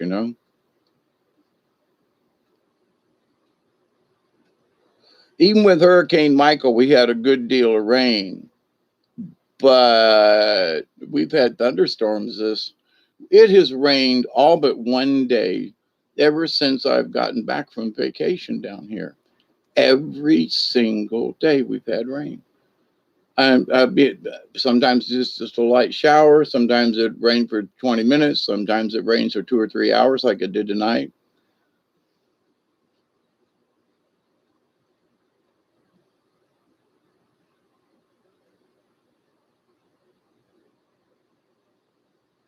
But anyway, I can't control it. I can't stop the rain. Who'll stop the rain? There's another song, right? But with that thought though, we just do the best we can. We look at our situations and go, well, if high water does come up, am I in the flood zone? We take an eye and you say, well, does my street flood? Well, not often, but does it? Well, if there's some rain around, then don't park on the street because the street might flood. I mean, we need to pay attention and be aware of things. I looked on the radar tonight because I heard the thunder and I was like, and it was really slow moving, but I checked outside, all my stuff was okay, and I was like, okay, if it rains, all right. I covered my table here in case the roof leaked, knock on wood, it didn't. So there you go. You just you put a bucker under the leak spot, Snuffy Smith kind of thing. So, but anyway, yes, I'm proud of everybody too. That the folks that are getting it are staying connected, and I think that's a good thing. And stay strong in that. And remember, though, we can't be snooty about what we know. We have to give people the credit. But I got to say, there are some folks who, seem to be going down a really good path that just made a turn somewhere along the line and go, what happened to you? What happened in your life for make you make this change? You go ahead. It's your life. But I'm just curious. I'm really curious. What event, made you turn towards, the Baptist church or whatever. Well, I just felt a need. Okay, but then there are some folks for whatever it is. But anyway, I know it sounds like I'm kicking religion, but I am in that people feel they got to have it now for some reason. That's my point. Where it seemed for a while people were getting away from religions, and now people are like, got to find it. It's 1:11. Yeah, it's 2:11 here. Okay, so I'll hang out with you and make it a 2 hour. But anyway, so as the wise elders say, sometimes you lift the teepee and you look out and go, it's raining, and you go, okay, time to smoke another peace pipe. Time to light some more sage. Time to tell another story. Time to reflect, or time to meditate, or time to dream walk, or something. Versus, oh crap, got to get outside. I got to go get blah blah blah. Maybe you should just sit down and just let it rain. you know.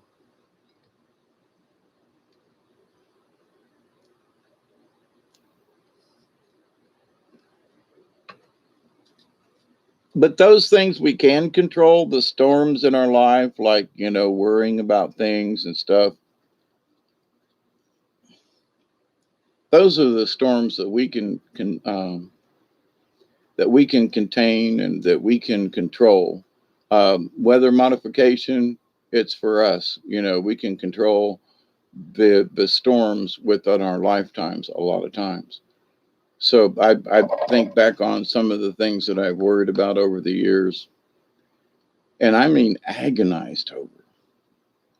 And I look back on it now and go, boy, now that was some wasted energy. You know what I mean? And I see other people going through these same kinds of events, and I go, y'all just take a look at it. Am I right? Well, you look at your own life and determine, am I worrying about things that I shouldn't be? Am I making too much about it? Am I creating my own storm? And that where I need to go hunker down, I left the car windows down. Okay.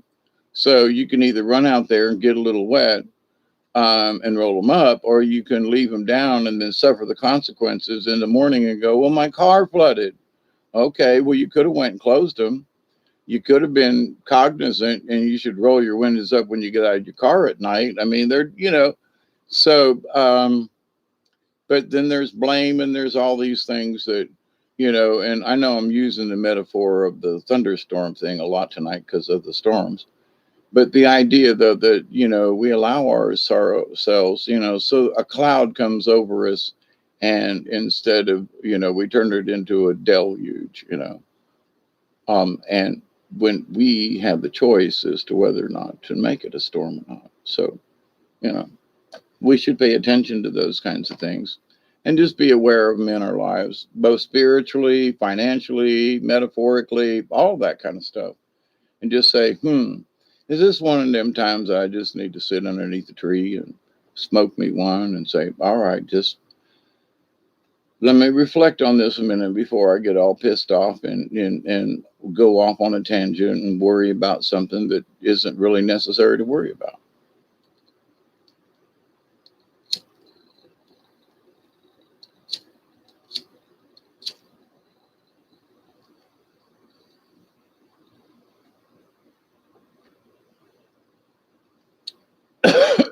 In my life, what I worry about, and it's not a worry, light bill, because it is convenient to have fans and a light and the computer. My insurance, so I can drive my truck when I need it. Okay. And my property taxes and my tag taxes, right? So you pay your taxes. 85% of the population is running on 10% brain cells. Yeah. And those brain cells are being controlled, a lot. The apps and the things and the this and the that, and just okie dokie, I've been, something that has been warning me, and I don't know why. Every time I see this ABC mouse and I see 4-year-old kids playing these little games and learning words and stuff, and I go, we had picture books back when I was a kid, and we learned to read certain words and stuff before kindergarten. So I'm just curious as to what these hyper intelligent kids are going to do when it comes time for school.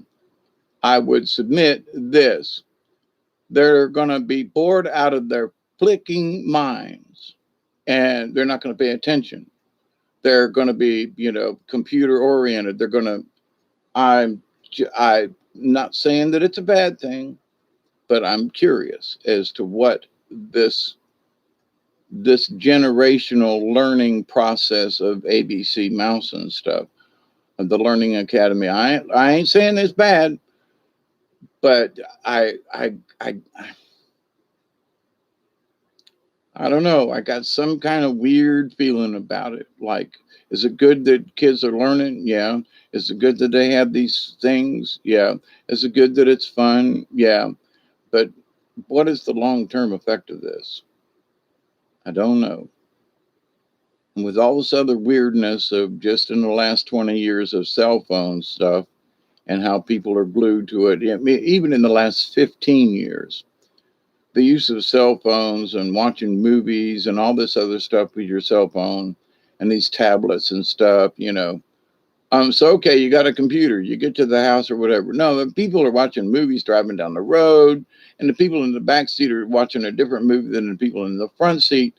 And nobody's talking, and it's everything is confusing. And I don't know. We'll see how this turns out. Will I live long enough to see what happens? I hope not. And I don't. I plan to live longer, but I'm hoping that whatever turns up shows up longer than I can live. You know what I mean? That's what I mean at that. I would I like to see what happens if it's all positive, okie dokie. But if it turns up, what's going on now with things and cell phones and stuff, and okie dokie, we'll see. You know, we'll see. And I think it's the loss of practicality. It's like, for example, now I'm again, I am not against 3D printing or something like that. But in my day, if you wanted something, you had to make it. You had to build it. You didn't program it into a machine and squirt out this mold. You had to build the mold. You had to use craftsmanship to use a mold, to build a mold, because I was a tool and die maker. Okay, I made dies, I built dies for tool stamping, for mold injection and plastic injection and stuff. I worked there. I built those things, and the precision and the handiwork and the craftsmanship that it takes to make these things. And now you just plug a machine in and plug in some plastic, and you make this thing. You make what you want. And ooh, isn't so easy now. I don't think there's anything wrong with that. But there are people who don't have a clue about machining something, making something in the real world, to make the parts of a robot, for example. You just can't, print them out. You may print out a mold, but you're going to have welders and machining, and 20's coming up. Thank you, Dave. Um,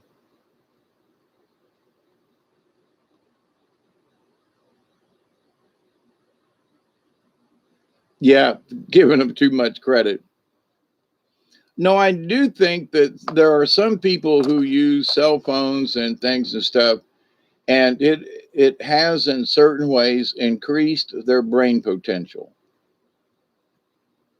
Um, but at other times, I think it occupies a certain portion of their brain that in that 85%, 5% or maybe 10% is being utilized by the computer or by the, dare I say, AI.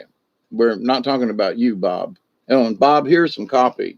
And as the 20 comes up, I want to thank you all for being who you are.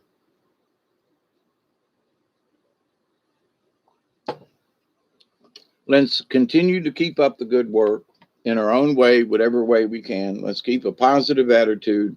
And if it's a thunderstorm outside and we don't have to go anywhere, then sit on the porch and wait it out.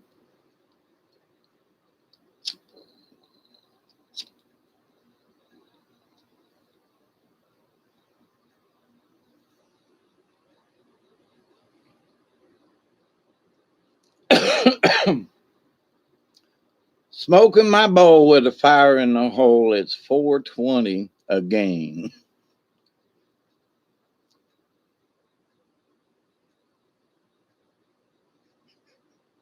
I got crazy lyrics running through my head. So cheers to you, Mary, as well, and David Castle and Delaney and everybody. Michelle, if you're still out there, I know the numbers are popping in and out tonight, but I love hanging out with y'all. I really do. I'm going to make this a 2-hour video because they really they have been too long. But I've had a good time hanging out and talking about shit. So you know me, I can be long winded, but and certain topics and things is like this. if I want to, come back on and bullshit until the sun comes up, that's another story. But anyway, so I love you all. I do. Two, two, two.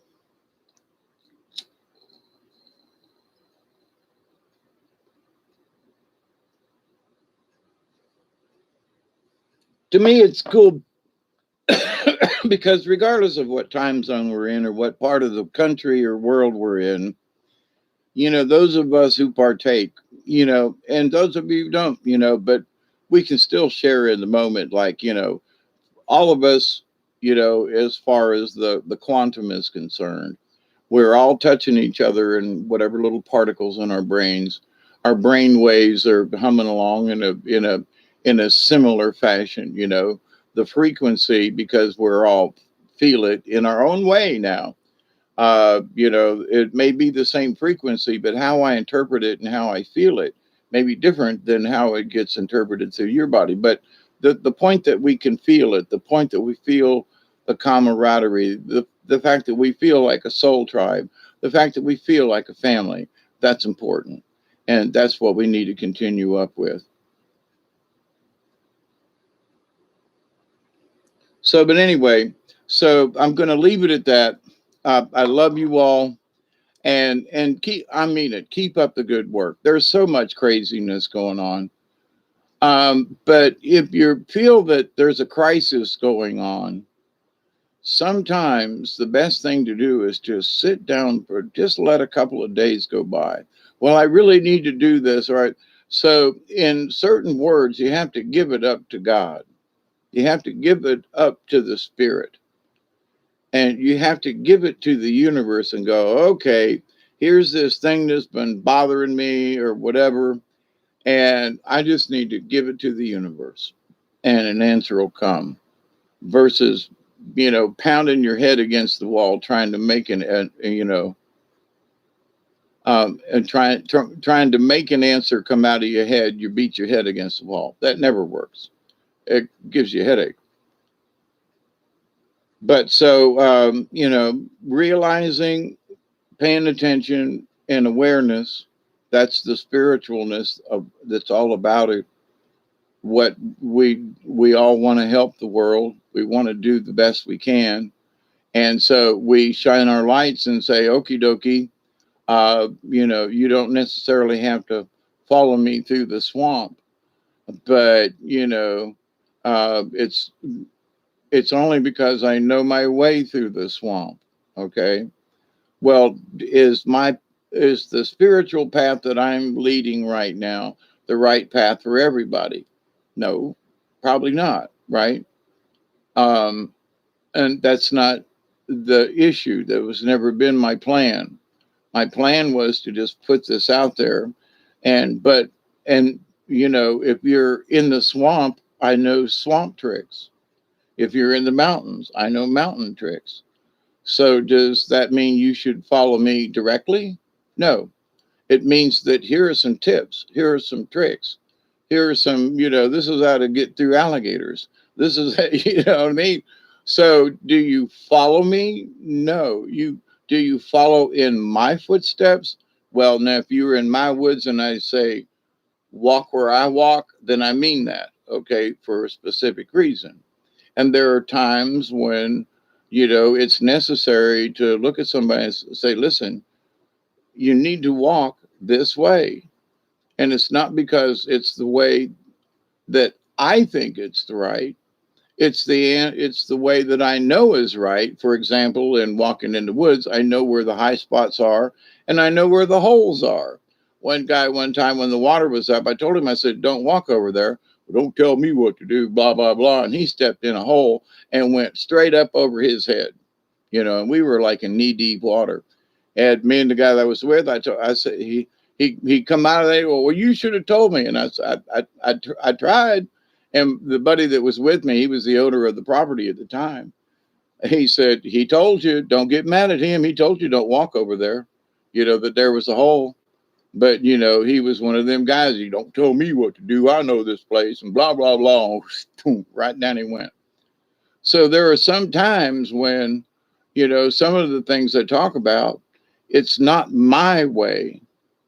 It's the way, it's the path. If you go over there, you're going to sink.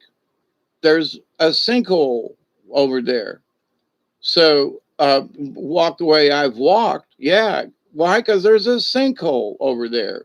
Not because I know that I'm right or that I'm trying to be God or some kind of special. No, I walked through these trails before, and there's a sinkhole over there.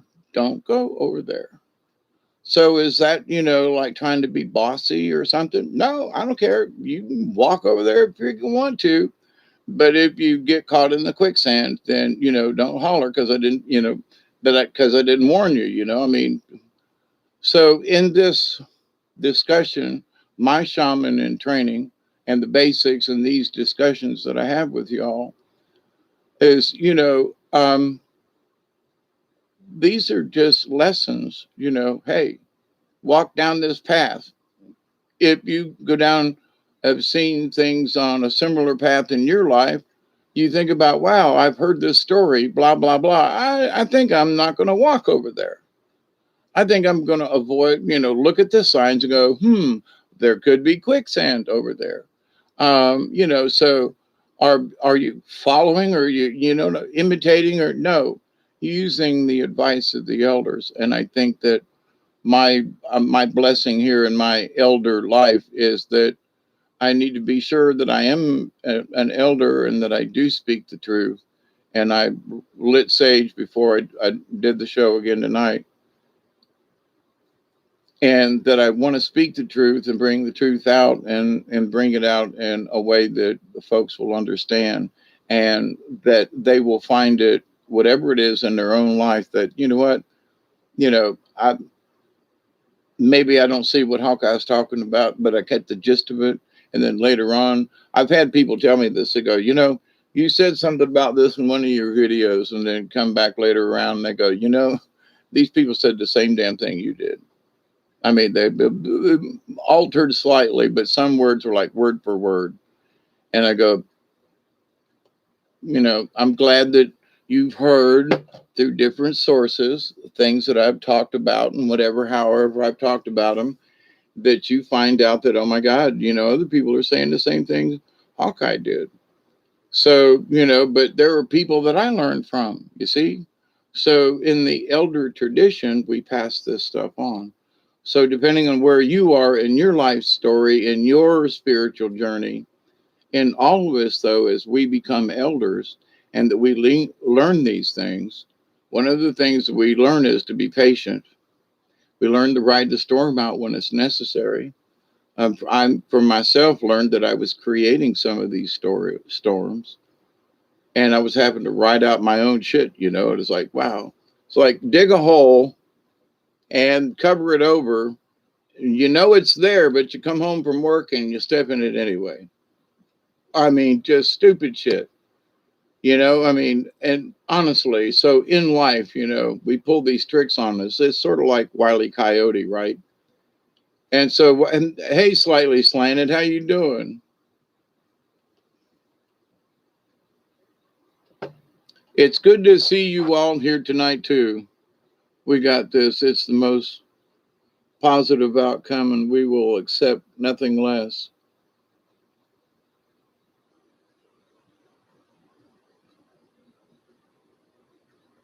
Yeah, there's a full moon out there, and there's some interesting energies. I agree with you, David Castle, and I wanted to do a show yesterday, or maybe this one, and maybe this is sort of part two in a short bit. It was sort of like, in my being knocked out the last couple of days and not really, being ill or anything. But see, I've had a lot of brain trauma and I've had a lot of issues with narcolepsy. So this isn't really a new thing. But every time it happens, I have to wake up and start all over again. Where was I at? What was I thinking 3 days ago? And where I used to worry about all of it, and I can't do that. So, but when I woke up, I woke up and I felt like I'd been wandering in the wasteland. Now I thought, wait a minute, wasteland really isn't the right terminology for this.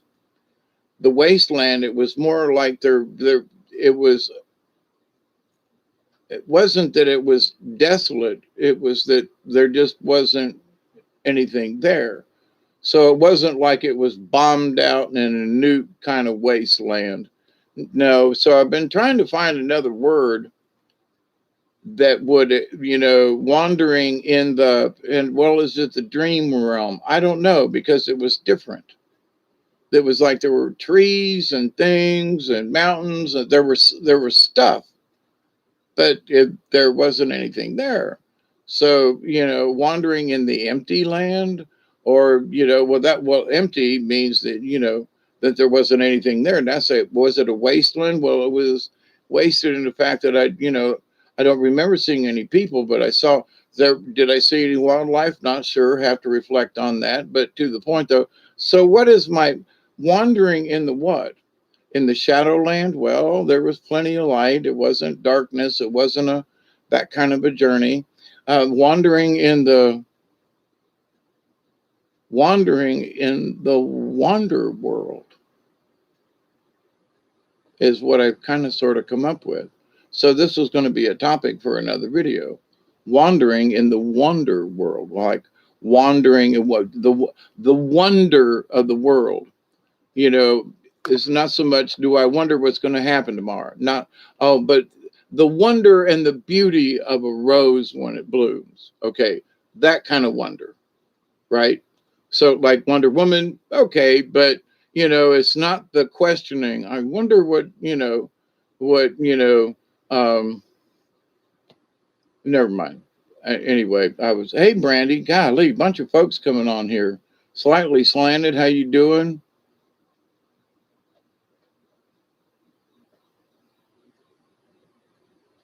Hey, Brandy, how are you? Good to see you too as well. See, now if I'd have got off 10 minutes ago like I was going to do, I'd miss y'all. That's why I end up doing shows for 4 and 5 hours, because second shift comes on. And I don't mind. I really don't. But it's just like, I love hanging out with you folks. And, one could say, well, this is the end of part 1 and 2. This is part 3 since we're starting on the 3rd hour. So anyway.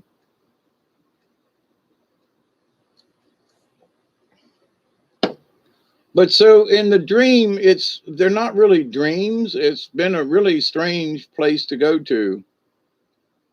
So David Castle, if you're listening, or any of you, if here recently, if you've been in a sort of, it seems like a dream world or a dream state, but it's not, there's something different, raise your hand. Just, you don't have to explain, but just raise your hand if here recently it's just been different. I know I've talked with some other folks, and their reactions to things and stuff, has been like, let's say, cosmically altered. Okay, for wherever these energies are coming from, and not necessarily bad. Now, I'm just saying, but changed, different perspective, different point of view, something different, right? I mean, now this is just an talking about storms and hunkering down and all that.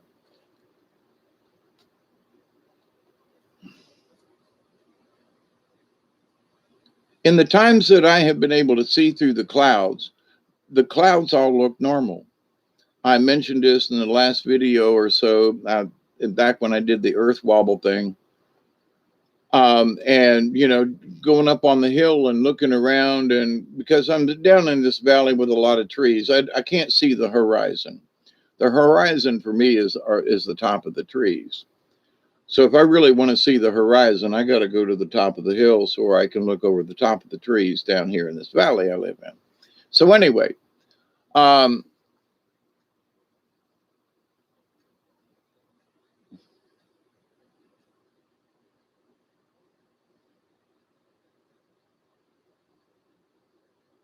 in paying attention to the cosmic energies and stuff that are coming in and hitting us, if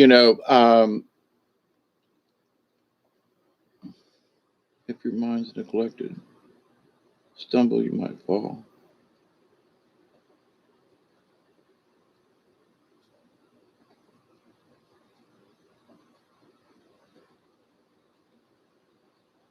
stubbing your toe, that hurts in the right circumstances or the wrong circumstances too.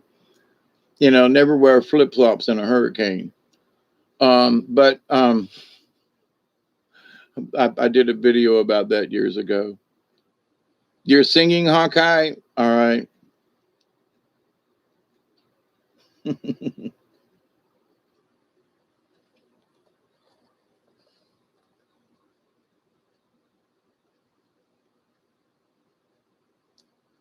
But anyway, with this mind swap thing in the dream world, it's like I'm somewhere, and it's almost like it's not that I'm by myself. Y'all just sing to your heart's content. I love it. Um, it was interesting that I was thinking about something, and all of a sudden I was like blank spot, and y'all are singing. That's great. Um,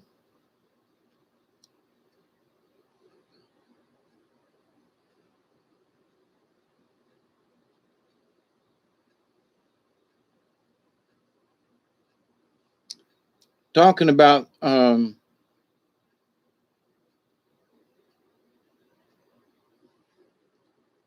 looking up at the clouds and everything, there hasn't been any near as much cloud manipulation as I've seen in the last 10 or more years. Okay.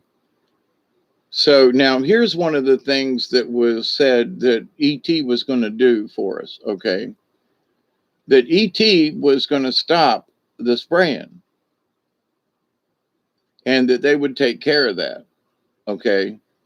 So, as part of one of the things that we could tell whether or not ET was helping us was whether or not we saw as many sprays going on and so forth.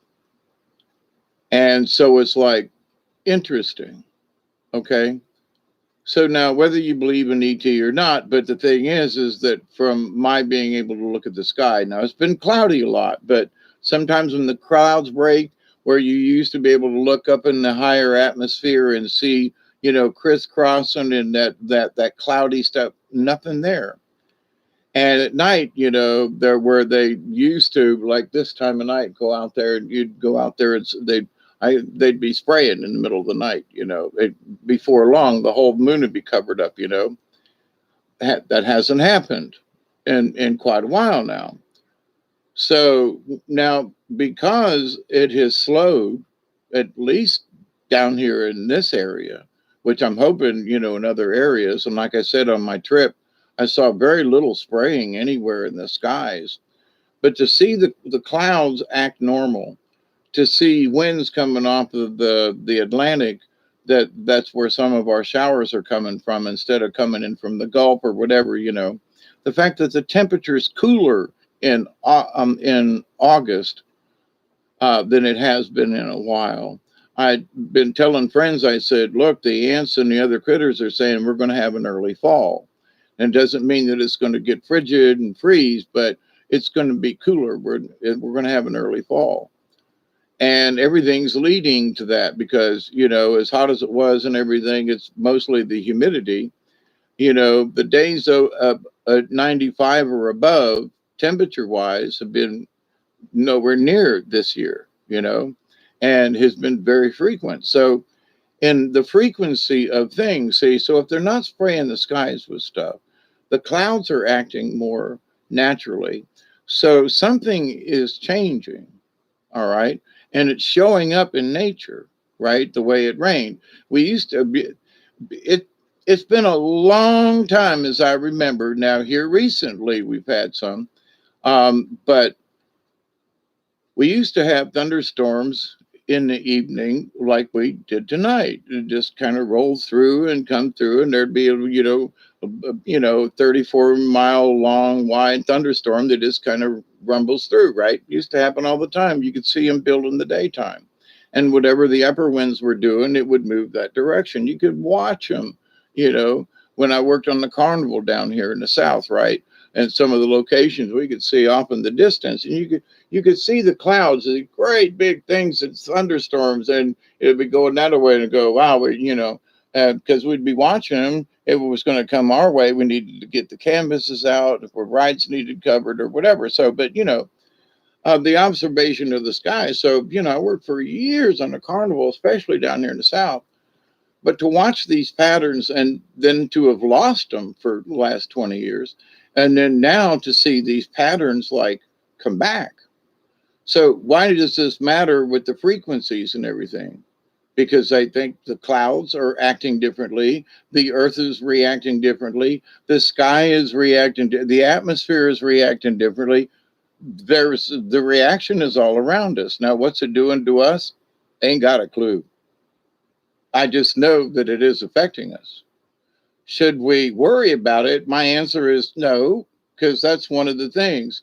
A lot of us are feeling all these different things or things in our sleep and whatever. We just need to just chill. Okay. Before we go out about anything and so much um, that you just need to just let it ride. Um, the other day I was fishing and I turned to my buddy and said, I wonder where the trailers were just then right about when we once started spraying. Well, you called him to you. But anyway, but to the point though, you didn't see any up to that point.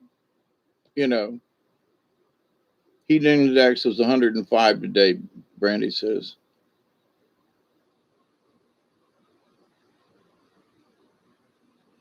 Plus the lawnmower, yep.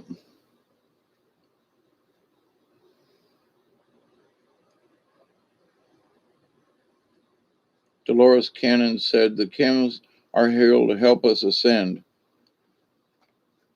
Not some of the clouds that I've seen, and not some of the results that's been seen on the ground with like the plastic snow and stuff.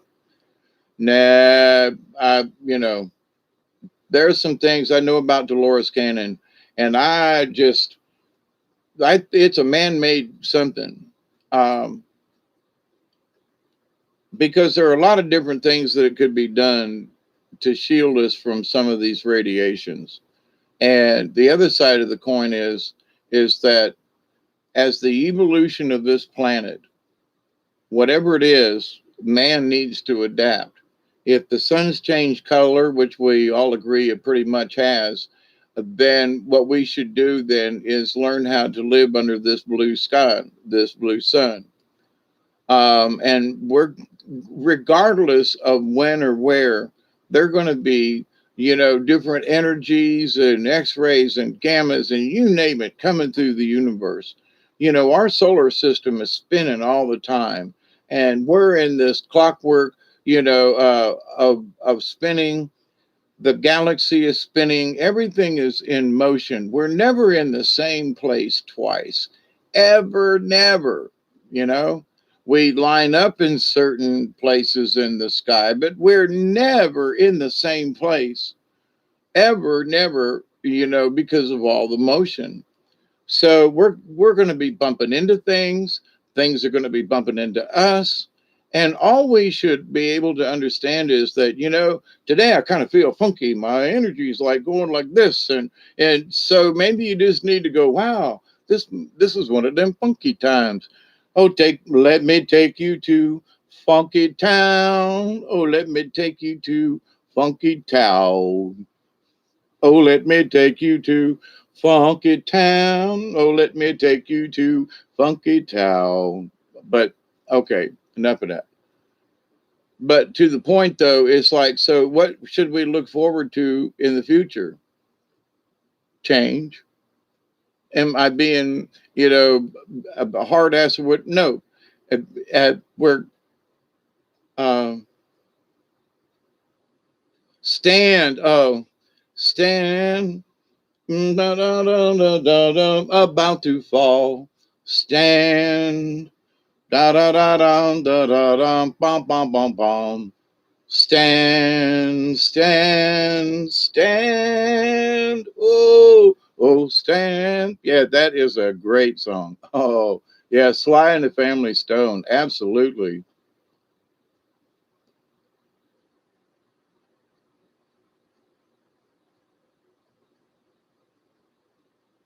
For yeah, for the things you know are true. Uh, anyway, yeah, it's been a long time since I remember the lyrics of that one, but yeah, that was it. That it still is a great song. You know, I look at the music that they put out today, and it's just like it just does not have the same impact. I mean, REO Speedwagon and riding the storm out, riding the storm out, riding the storm out. But anyway, um, so like there's, I'm sorry, it, REO Speedwagons wasn't the Beatles, but they had some good music. You know what I mean? I'm not trying to cut them, but oh, they wouldn't just, but well known band. Not like some others, but the songs that we sing, and even the kids today, and they're in commercials and stuff. The music that started in the 50s and uh, into the 70s, uh, kind of into the 80s, but then it just, what good songs can do we hum that somebody sings today? I don't know. There's some songs that, well, I sing that song all the time. Yeah, but I've never heard it. Well, you just don't listen to the right stuff. Okay, but my dad would knew the songs that I was listening to, you know, and Grandpa knew the songs that we was listening to. I mean, those popular tunes. So, but anyway, um, that is the Time Warp from the Rocky Horror Picture Show. Uh, My Own Prison by Creed. Right, Creed was a good one. Yeah, great hair. Yeah, and there's I typed in the song and a bunch of videos showed up. I just typed it into the top of the thingy. I use DuckDuckGo. I don't use Googler, but I know it's all tied together. But anyway, it gave me all these videos and the lyrics of the song and everything just in a couple of seconds. That's great. There's some things about the internet and stuff that it's like, oh my God, I hope this continues, because you do have this access. But when the lights go out, there goes that access. You know what I mean? So anyway.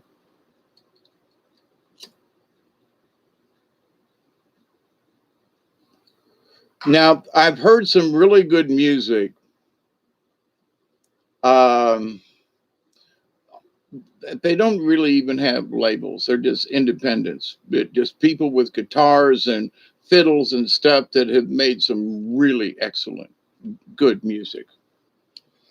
Kind of sort of folksy, I don't know, a little rockabilly tied in with some, folk acoustic and, maybe a little bit of electric acoustic, but I see these young folk who are listening to the old tunes. They like them as good as or better than the current tunes, is sort of where I'm at with this. Whether I know what the current stuff is or not, which I don't. The idea, though, that the younger kids know what my music is, our music, they know about, oh, REO Speedwagon. Oh, yeah, that guy, that was some funky times back there, wasn't it? Mr. Dave. Yeah, you know. But when we I take a look at it in my older age and I go, why aren't there songs out there by somebody that like all of us want to hum to? Well, Madonna and well, this one and Christine Aguilera and okay, it's like, boom ticka veda bum bum boom ticka boom ticka bum bum bum bum boom ticka boom bum bum bum boom ticka boom boom boom boom, you know.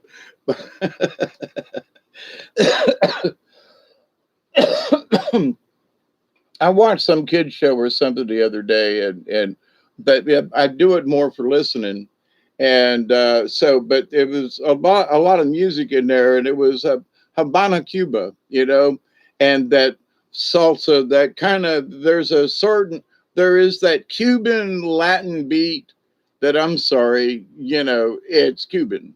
I mean, it's Cuban. And having grown up in Tampa with a lot of Cubans in Ybor City and stuff, and being around that kind of salsa ish Gloria Estefan, the Miami beat kind of thing. It's similar, but it's like it's different, you know.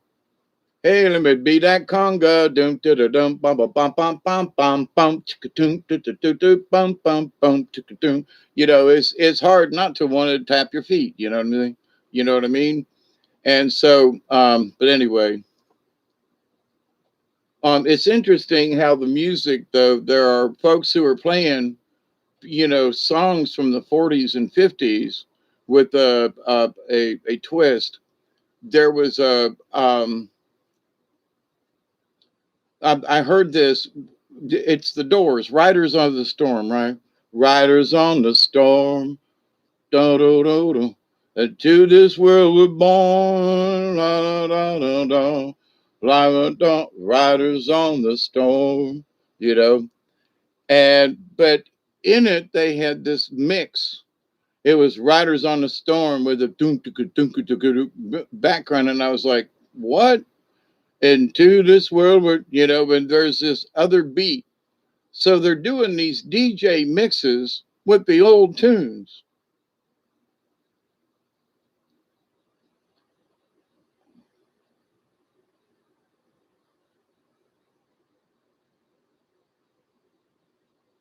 Space Log. In the meantime, the lyrics are the most excellent possible.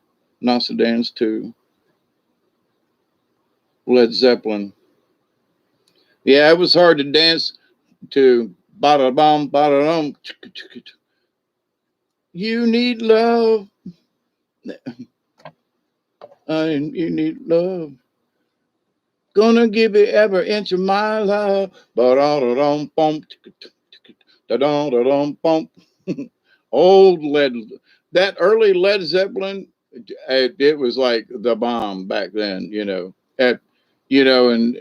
And having doing acid back when they were Led Zeppelin was coming out good, and Iron Butterfly and Pink Floyd, Ummagumma. Careful with that axe, Eugene. How many of you know what I'm talking about? Or the song, several species of small furry animals gathered together in a cave, grooving with a pick. And that was there that was somebody who was trying to, mimic uh, Pink Floyd, picked that song. And it was like, famous that we were doing, what is it, charades, right? And oh, guess what I'm doing and who am I doing? And I was like, I know what you're doing. And he was like, what? And I said, a Pink Floyd, and he went, oh, no, you know the answer. And I was like, yeah, several small animals gathered together in a cave, grooving with a pick. Yeah, several small furry animals. But anyway, so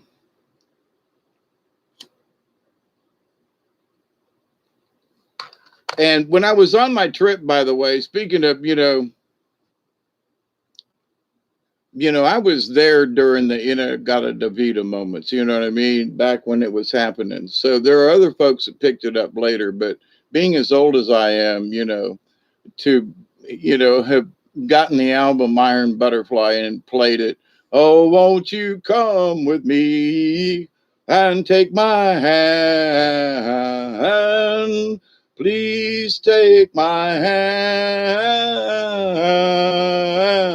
Bum, bum, ba, da, da, bum, bum, bum, bum. In my day and time, to hear that kind of music, that kind of beat with that kind of stuff, it was like totally rad. You know what I mean?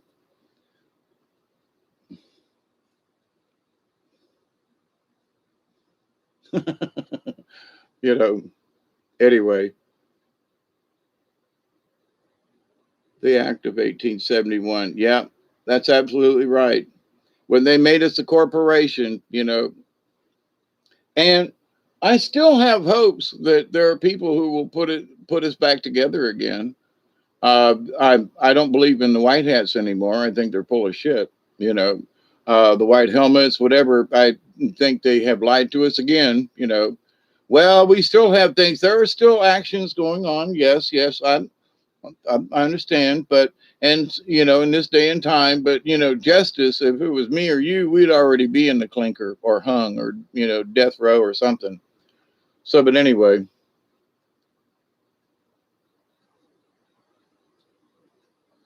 but who you know, they're playing a bigger game and a longer game. Yeah, I was at a concert in Tampa, one of the first I went to, and um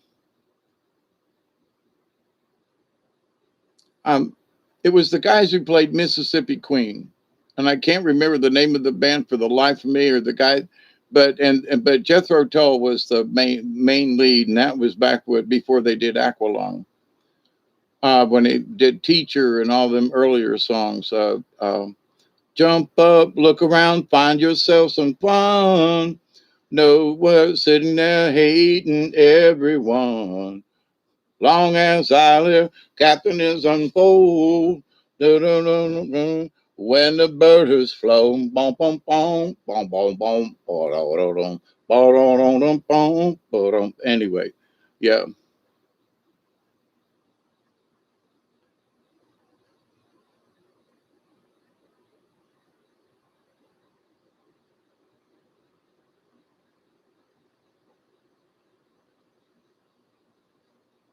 no, we don't have to roll over. Nope. Mountain. I knew it started with an M, Michelle, but I was like, crap. And there was the lead player, Leslie something, or his last name was Leslie. Anyway, in Tampa, they busted this guy down front for some reason. The cops were hassling him, and he took his guitar out there and walked to the edge of the stage, and it was like he was shooting them with his, you know, with his playing. Oh my God, there was like this 3 to 5 minutes bit that he did, and it was like, wow, it was really cool. But Mountain, yeah, Mississippi Queen, that's a great song.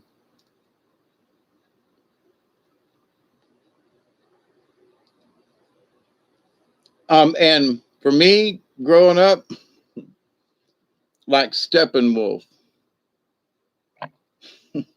Steppen, Leslie West, you are on top of it, Michelle. See, I had the Leslie part right, didn't I?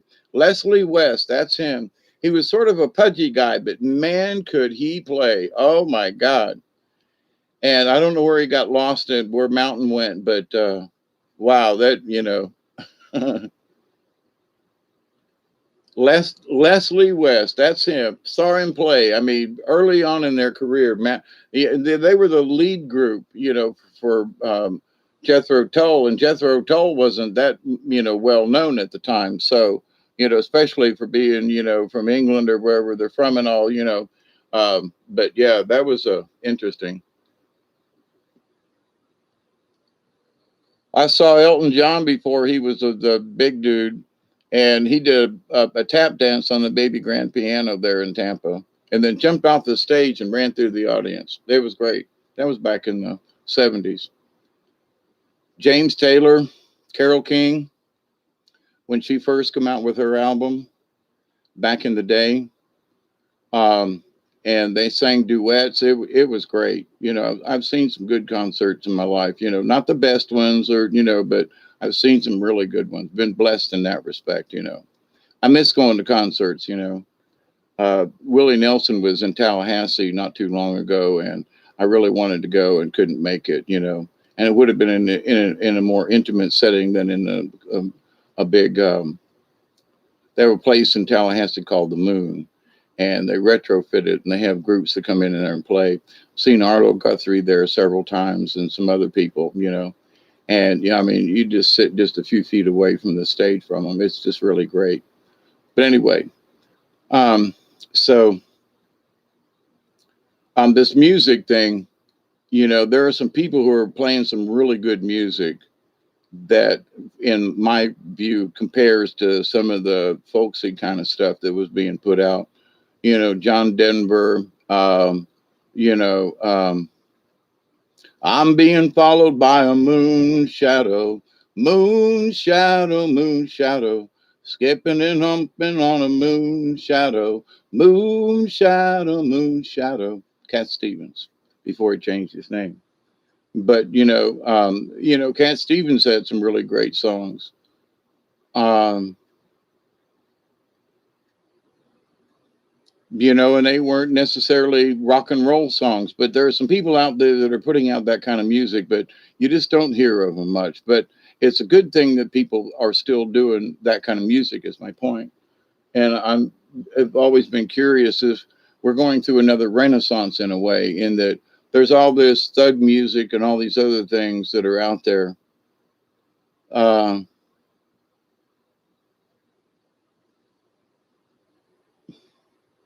Better take long to find me.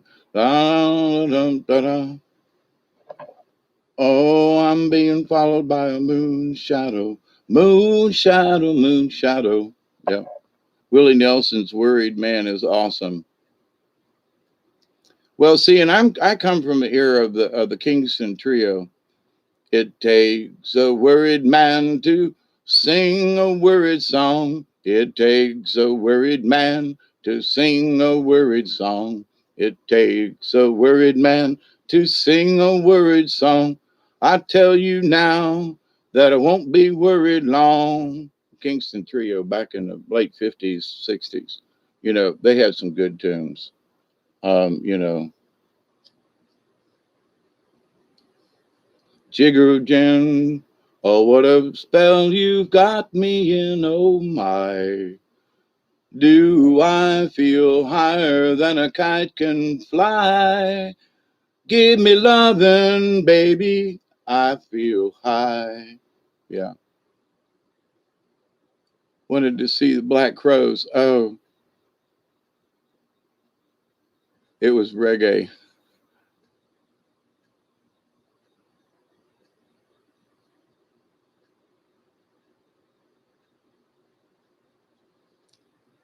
I know some of this music these days is like, they don't have a tune. It's not something I can just sing along with, and I kind of miss that. So I've listened to alternative radios on internet and things and stuff, and listen, and there's some really good music out there. But no, you don't know who these folks are, um, in particular. But they um, blame it on the boogie. See, now here's something. There's been a rise in, and it's there's always blues music, the Delta blues, but there's also the really old jazz blues, in the late 20s and 30s and 40s. And there's some really good music in there, and there are some folks who are bringing it back in, and I think that's a good thing. All right, folks, it's been 3 hours. Yeah, he did a reggae album. Yep, that's true. Living on sponge cake, watching the sun bake. All of them tourists covered in oil. On my front porch swing, strumming my six string. Smell of the shrimp, they beginning to boil. Wasted away again in Margaritaville. Looking for my lost shaker of salt. Some people say that it's a woman to blame, but I know it's my own damn fault. Anyway, uh, he shows up in Thomasville, has come to Thomasville, Tallahassee a lot.